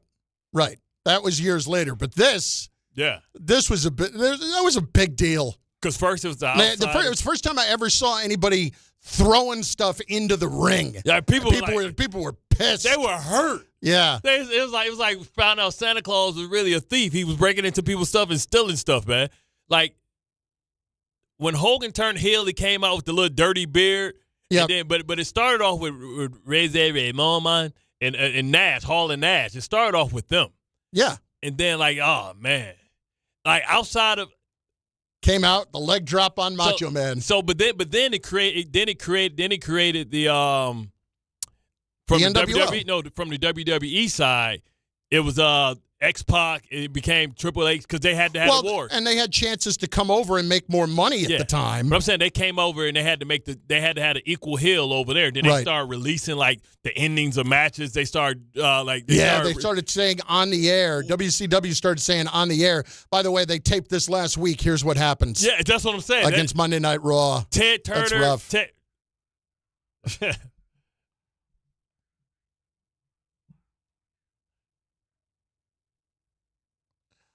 Yo, that was iconic, man, for everybody. Like this was before Stone Cold and all these guys kind of did, man. That was people. We were running home to see what was going on, man, because we didn't have all the access, man.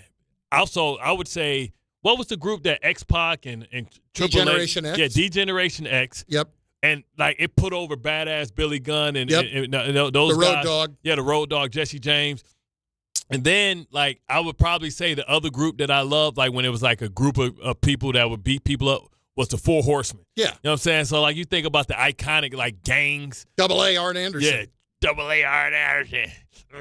Loved Arn Anderson. Brainbuster. Loved Arn. He looked like a typical like Beverly Hills cop like villain. You know what I'm saying? he had the aviators. He had the comb over. Like, oh man, Double A Arn Anderson.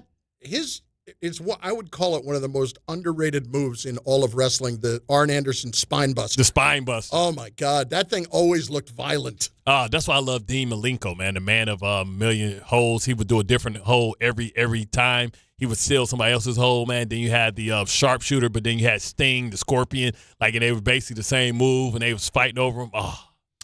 And then it got out of hand when they overpaid Bret Hart after the screw job, and gave him $3 million to go over to WCW, and they figured out, oh, this is not a good idea. Well, they didn't do Bret Hart the right way. Bret Hart should have stayed. Bret Hart was one of my favorite wrestlers because of the excellence of execution. Like him, Macho Man. Like when you watch wrestle, like Hogan, Goldberg, no moves.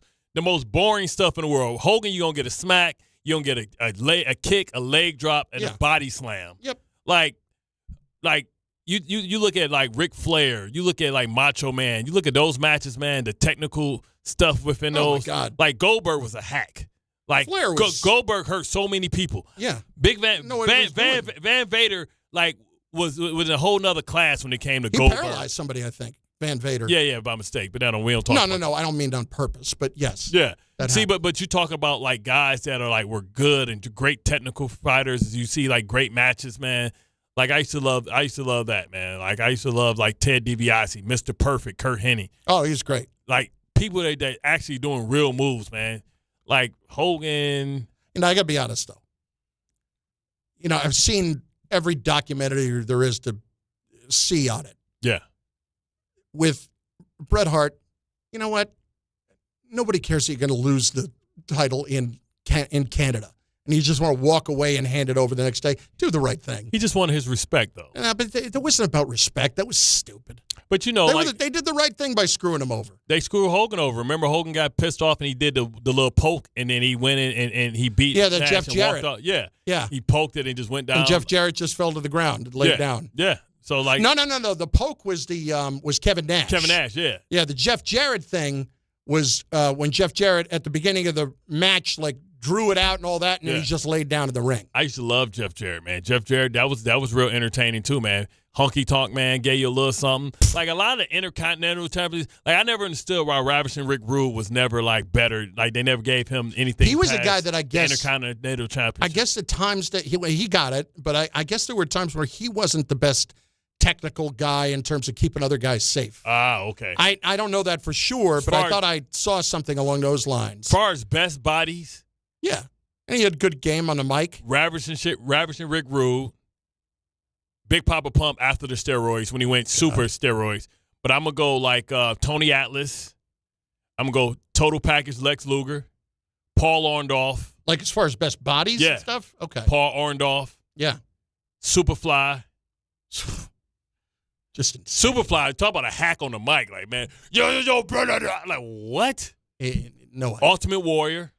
Another genius who couldn't wrestle. Yeah. Like they couldn't get over on him. Like Hogan told the story. And granted, it's Hogan, they're supposed to pass the torch to him. Right. But Hogan tells the story. And granted, who knows if his version of it is true or not. Nobody came out and refuted it. Given what everybody seems to say about Warrior, Hogan tells the story that, like, when they faced off at WrestleMania, that he was gassed like 4 minutes in. That he had nothing. He's like, let's wrap this up. Like, let's wrap this up. Yo. It's been 4 months of buildup. Yo, he runs. Bro, how did he not have a heart attack when he sprinted to the ring? Have you ever did that? No, I can honestly say I haven't. Because we used to do that. We used to run. Then we. I'm about to have a heart attack. What was weird about that, too, is if you remember that match, they had, like, these carts that they came in on, and I don't remember if he ran in on that match or not. He always run in. Yeah. Yo, but when this hit, Yeah. Remember they were jumping Hogan? Yep. That they ain't hit. They got the Warrior come to help us. Oh, man. When Warrior beat Hunky Tonk in about 5 seconds. Yeah, to win the Intercontinental title. Get somebody out here to wrestle me. No, man. I don't care who it is. Bro, it's certain songs that used to drop, man, that just used to hit so hard, man. You talk about our childhood, man. Saturday Night Main Event. Like, I can remember my grandfather, like, he would rent all this stuff, man. He was for all the smoke, man. He would always rent, like, the main events, always the Mike Tyson punches. I remember one time Mike Tyson was fighting. He went to bat. He went to the kitchen to get some ice for his drink. Came back, it was over. He was all mad. He's like, I just paid $79. You better pick his ass back up. Bart Carlin, ESPN, and on the ESPN New York YouTube channel. Let's get to Jerry in New York on ESPN New York. Jerry, what's going on? Hey, fellas. Thanks for taking my call. Love the show. And love the vintage WWE talk. I also was a big Ultimate Warrior fan back in the day. But just going back to soccer, love the talk, love the discussion about, where the U.S. men's team goes from here. I was a player youth years, right through high school and college. I'm a girl dad now, coaching youth for about 15 years, 4 or 5 years at the high school level. And as that previous caller, JJ, kind of hinted at, we're turning around a battleship, but I think the men's program is on its way. Oh, God. Now we're comparing them to the Jets. Big ships turn slow. Oh, God. Don't do that. No. What I'm saying is, like, if you look at the women's team, I think we have a model for success, right? I mean, I go to my practices, and my daughters worship Trinity Rodman. They have her jerseys on. Megan Rapinoe, Mia Hamm, Brandi Chastain back in the day. The women's game has been able to, make their women players superstars in my girls' eyes. My girls will stay after practice and pretend that they are, Trinity Rodman lining up for PKs, I don't see the boys doing that quite yet. I think the men's game still has to. Well, there's not a superstar like Trinity Rodman, but Jerry, or like we've had in women's soccer over the years. I want to ask Jerry something. Do any of your girls ever emulate the men? Who are they? You see what I'm saying? Who's there to emulate? Do they emulate and to pretend that they're one of the men, or do practice one of their moves? No. See, that says it all. Who's there to emulate? That's another big thing. We would have thought Pusnik or something. And I'm not even talking about, like, it would take more than a LeBron James type player. Like, I remember, this is 20 years ago. Remember Freddie Adu? He was a kid that was like 13 and signed to a professional contract, and we thought, all right, this is going to be the guy to save U.S. soccer, and that didn't go anywhere. We just got to start adopting other people's kids from other countries. You know what I'm saying? Hey, man, you're a U.S. citizen. That's great, Bart. Let's endorse international trafficking. That's fantastic. Bart and Carlin, ESPN New York. We go bring their parents Listen up. Fanatics Fest returns to the Javits Center July 16th through the 19th for 4 days of nonstop action right in the middle of the biggest sports weekend of the summer. See more than 500 athletes and celebrities, including Aaron Judge, Kevin Durant, Jalen Brunson, Jay-Z, Travis Scott, and hundreds more. All at the world's #1 sports fan festival. Tickets are on sale now. Grab yours before they're gone at fanaticsfest.com. If you're heading into summer without a medical emergency kit, you're taking a risk most people don't think about until it's too late. Summer colds linger and can turn into sinus infections that last for weeks. Getting sick right now before vacation can derail everything. And when you're traveling, finding a doctor and pharmacy is stressful. That's why I ordered a medical emergency kit. It's like having urgent care and a pharmacy right at home. It includes essential prescriptions like amoxicillin and generic Z-Pak to treat a wide range of common and serious illnesses. So if you wake up sick at home or on the road, you already have what you need. No waiting for your doctor, no hours at urgent care, no pharmacy lines, no copays. Just match your symptoms to the right prescription in your guidebook or call their telemedicine doctor standing by. Start on your meds sooner and feel better faster. Every home needs at least one medical emergency kit. Order yours online in minutes and it's shipped to your door. And save $45 with my promo code 880 at urgentcarekit.com/880. That's promo code 880 at urgentcarekit.com/880. Hey, Yankees fans! Join us at Yankee Stadium on Friday, August 21st as the Yankees take on the Toronto Blue Jays. And don't miss Cody Bellinger Bobblehead Night, presented by T-Mobile. The first 18,000 guests through the gates will take home an exclusive Cody Bellinger bobblehead. Get here early, grab the giveaway, and cheer on the Bronx Bombers. Tickets are available now at Yankees.com/tickets. Hi, this is Don LaGreca. Just like the New Jersey Devils bring intensity on the ice, Viking Pest Control brings the same level of protection to your home. And I know because I use Viking at my own place. The season may be over, but pests are always in play. So it's time to lock in your off-season defense. As the pest control provider and proud partner of the Devils, Viking delivers 45 years of trusted experience to keep ants, cockroaches, stinging insects, rodents, mosquitoes, and more out of your zone. And when you bundle pest control mosquito services, you score big savings. One call, one company, total peace of mind. Visit VikingPest.com. Protecting your home inside and out. Rich Eisen here. Running a small business means every hire matters. A bad hire costs time and money, but the right one helps your business grow. The challenge? Finding that person without sorting through resumes. That's where LinkedIn Hiring Pro comes in. It screens candidates so you can focus on conversations with qualified talent. With Hiring Pro, you can hire with confidence and build the team you need. Join the 2.7 million small businesses using LinkedIn to hire. Get started by posting your job for free at linkedin.com/Eisen. Terms and conditions apply. Do you read more about your team in the off-season than in the season? Does your game day outfit include a brown bag with eye holes? Then you may be a fan of a BST or bad sports team. Luckily, when you bundle your home and auto insurance with Progressive, you're protected. Because seeing your painted face in the rearview mirror after a loss isn't just depressing. It's distracting. Visit Progressive.com today. Progressive Casualty Insurance Company, affiliates, and other insurers. Covered subject to policy terms. Not available in all states or situations. This is the Michael K. Show. If for some reason they do not have focus, you have to make them focus by shocking them into focus. Send somebody down who has options that would never be thought to be sent down. Send them down. Release somebody. That'll get somebody's attention. You cannot keep playing baseball this way and expect things to change. The Michael K. Show, weekdays at 1 on ESPN New York and streaming live on YouTube. Presented by the Parisman Firm.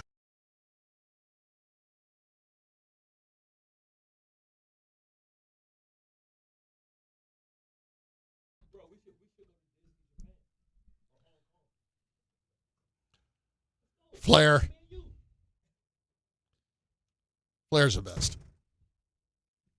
Who's better, Ric Flair's? Now, Macho Man had a decent one too. Yeah, Macho Man did. Macho Man, I never really got the credit that he deserved. He was an excellent wrestler. And an excellent technical guy, too. Yes, man. Him and Ricky Steamboat, those battles he had, always had great matches, man. He understood the physical stuff, acting like he was hurt. You know what I'm saying? I mean, him and the Ricky Steamboat, that's one of the greatest matches ever. Hit him in the throat with the bell. Well, the only thing I didn't like is that it ended on a small package. I never liked the small package. Felt like cheating. Yeah, it is, because then they grabbed the tights. Yeah. I never knew how somebody getting a wedgie would stop them from kicking out. It's just going to be stuck in my ass. Michael in Arizona is next, ESPN New York. What's going on, Michael? How are you, buddy? Great, guys. Thanks for taking my call. Love the show. I'm happy that Matt and Myron will now have their own everyday show, Monday through Friday. That's on the network. Yes, I only listen to ESPN Radio now.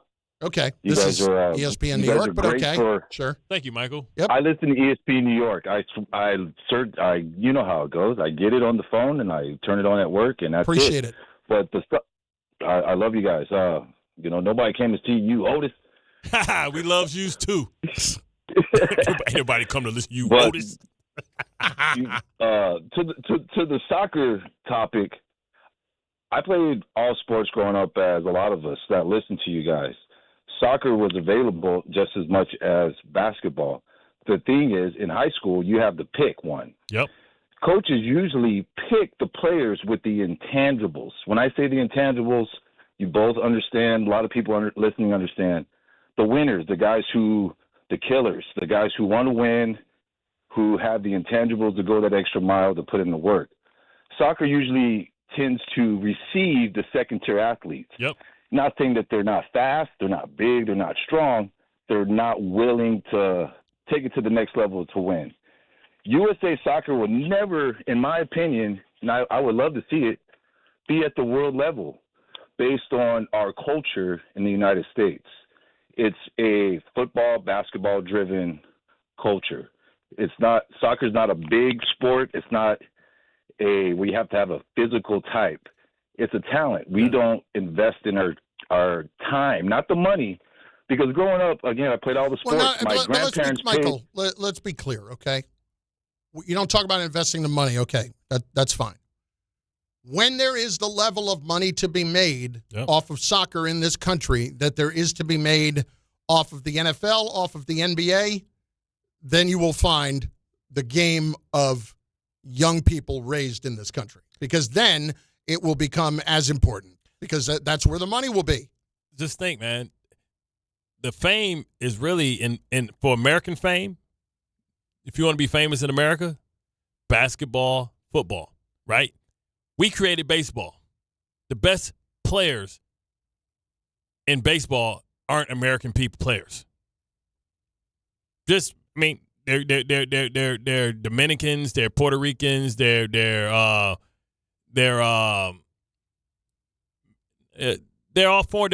like South of America. You know what I'm saying? And you can throw Japan in there, right? I name the top 10 or 15 American players and then figure out who's the best overall. Outside of Aaron Judge being number one, maybe Bryce Harper's still in there, Trout, Ohtani. Yeah. You can name so many more, Juan Soto. You can name so many other players. So, like, even in the sport in which we created, like, we don't put our best athletes in baseball either. I didn't get to this earlier. Can't wait. It came out a little while ago. Jalen Brunson undergoing surgery. He is having it on his left wrist, expected to return to basketball activities later this summer. That's non-shooter. Who cares? That's not a big deal. That's non-shooting. No, left wrist. It is shooting. Oh, he's left. Oh, damn. It is shooting. See, that's that carpet tunnel for all them damn shots he's putting up. Why don't you pass the ball a little bit more? He was fine. Got a title. That's true. Take your time, son. Yeah. Take your time. Pull the old Scottie Pippen. You know, you're trying to get the contract. Get the surgery at the beginning of the year. Marco in Charlotte on ESPN New York. Marco, what's up, baby? Hey, guys. As your resident Italian, born and raised, I wanted to obviously jump in on this soccer. Being Italy is 12 years that is not in a World Cup, so I feel your pain, guys. There's multiple, in my opinion, there's multiple level, and you kind of touch it with the last caller. It's like, obviously, school system, it's kind of where a lot of the talent, you're going to lose a lot of talent because they physically prone, they're going to be still away from other major sports. But then I do believe that there is as well another two tiers that are missing right now. And one is the fact that the MLS, in my opinion, did a bad move on taking away sports from free cable like ESPN and going directly with Apple. And the Apple deal has not been great for either side, really. Yeah.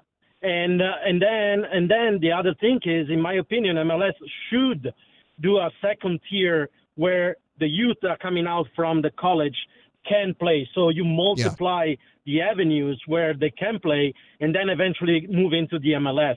And that is something that, a lot of European people do, the second, third tier, that take out the youngster and basically mold them and be able to bring them up to. That is even more important, in my opinion, than what you and Bart were saying as sending them away, because that's an added cost that a lot of people cannot afford. Anyway, I'll listen to you. Thank you, guys. Thank you. And, to the point, I mean, they should create a league where, it's a G League, which is a developmental league, because every once in a while you're going to get a superstar that's going to be developed. Some guys are late bloomers. Some guys are going to come to the sport late, and they're not going to learn the fundamentals. There's certain things that I've learned when I was a kid in football that never changed. And you can always tell somebody that came from football that didn't learn the fundamental little stuff, and we would just run circles around them. Even though they were good players, athletic, it was like, sir, why do you think Brock Lesnar couldn't be a good football player? I'm gonna say something I'm sure will annoy some people, and I fully am aware that I am not by any stretch Herculez Gomez here, okay? Or any kind of an expert on soccer in the least. It feels like you're talking about developing a G League. It feels like MLS is basically G League for everything else overseas. Yeah. It's nowhere near the same level of play. It's just like when our basketball players can't play no more, they go play a couple more years in Europe. Patrick Beverly, like they paying our basketball stars extra money to go over there. I think Boogie Cousins was averaging like 40-2. You know what I'm saying? After the league told him he couldn't play no more. Chase, Newark, next, ESPN New York. Chase, what's going on? Guys, thank you so much. Great show. Now, I totally agree with a lot of your callers, and Herculez Gomez is wrong in saying that LeBron James would, even if he trained, if you're a great athlete at one sport, you already have what it is that will make you great at another sport. Deion Sanders, Bo Jackson. Once you are great at one sport, you can be great at any other sport, or at least good. Now, the only thing I would say when it comes to U.S. soccer, if I ask both of you, Mbappe, or even the guy that Belgium kept on the bench, Kevin De Bruyne, does America produce any players on that level? No. And until we produce those players, we are going nowhere. Nowhere. It's fool's gold to think that we're turning this And Chase, the ship bigger around. problem to that is when you do develop that player ends up going overseas. But tell me this, though. But that doesn't matter because in the World Cup, you can come back and play for your country. Yeah. Where's Mbappe from? Is he Nigerian? Mbappe is France. But is he Nigerian? No, what I'm saying is a lot of European players are from like Nigeria, right? So they kind of are recognized young, and their kids are sent like from there to Nigeria. So I wonder, like, because it sounds like France is doing what I'm talking about, basically buying their players, right? They're basically finding guys that's Nigerian, like he was born and raised in Paris. Okay, that's different then. Yeah, but I bet. Is he first generation? His father is from Cameroon. See? His mother of Algerian descent. You see what I'm saying? They basically been using Africa as a feeding ground for years, right? The same way that we do for basketball. Like, so we need to be able to compete for those players to be able to say, hey man, come get some citizenship over here. I cannot wait for 2 hours of soccer with Michael Kay. Oh, I'm yes. sure there will not be a mention of Yankees-Rays last night. And Schlittler, because we're sticking to what the stories are, Michael. You're That's right. Popcorn ready. Let's stick to it. Stick to it. Soccer. Ole, ole, ole, ole. Listen, Schlittler was amazing last night. Ole. We're not showing that guy enough love. Ole, they still should get Screwball. Bart Carlin, ESPN New York.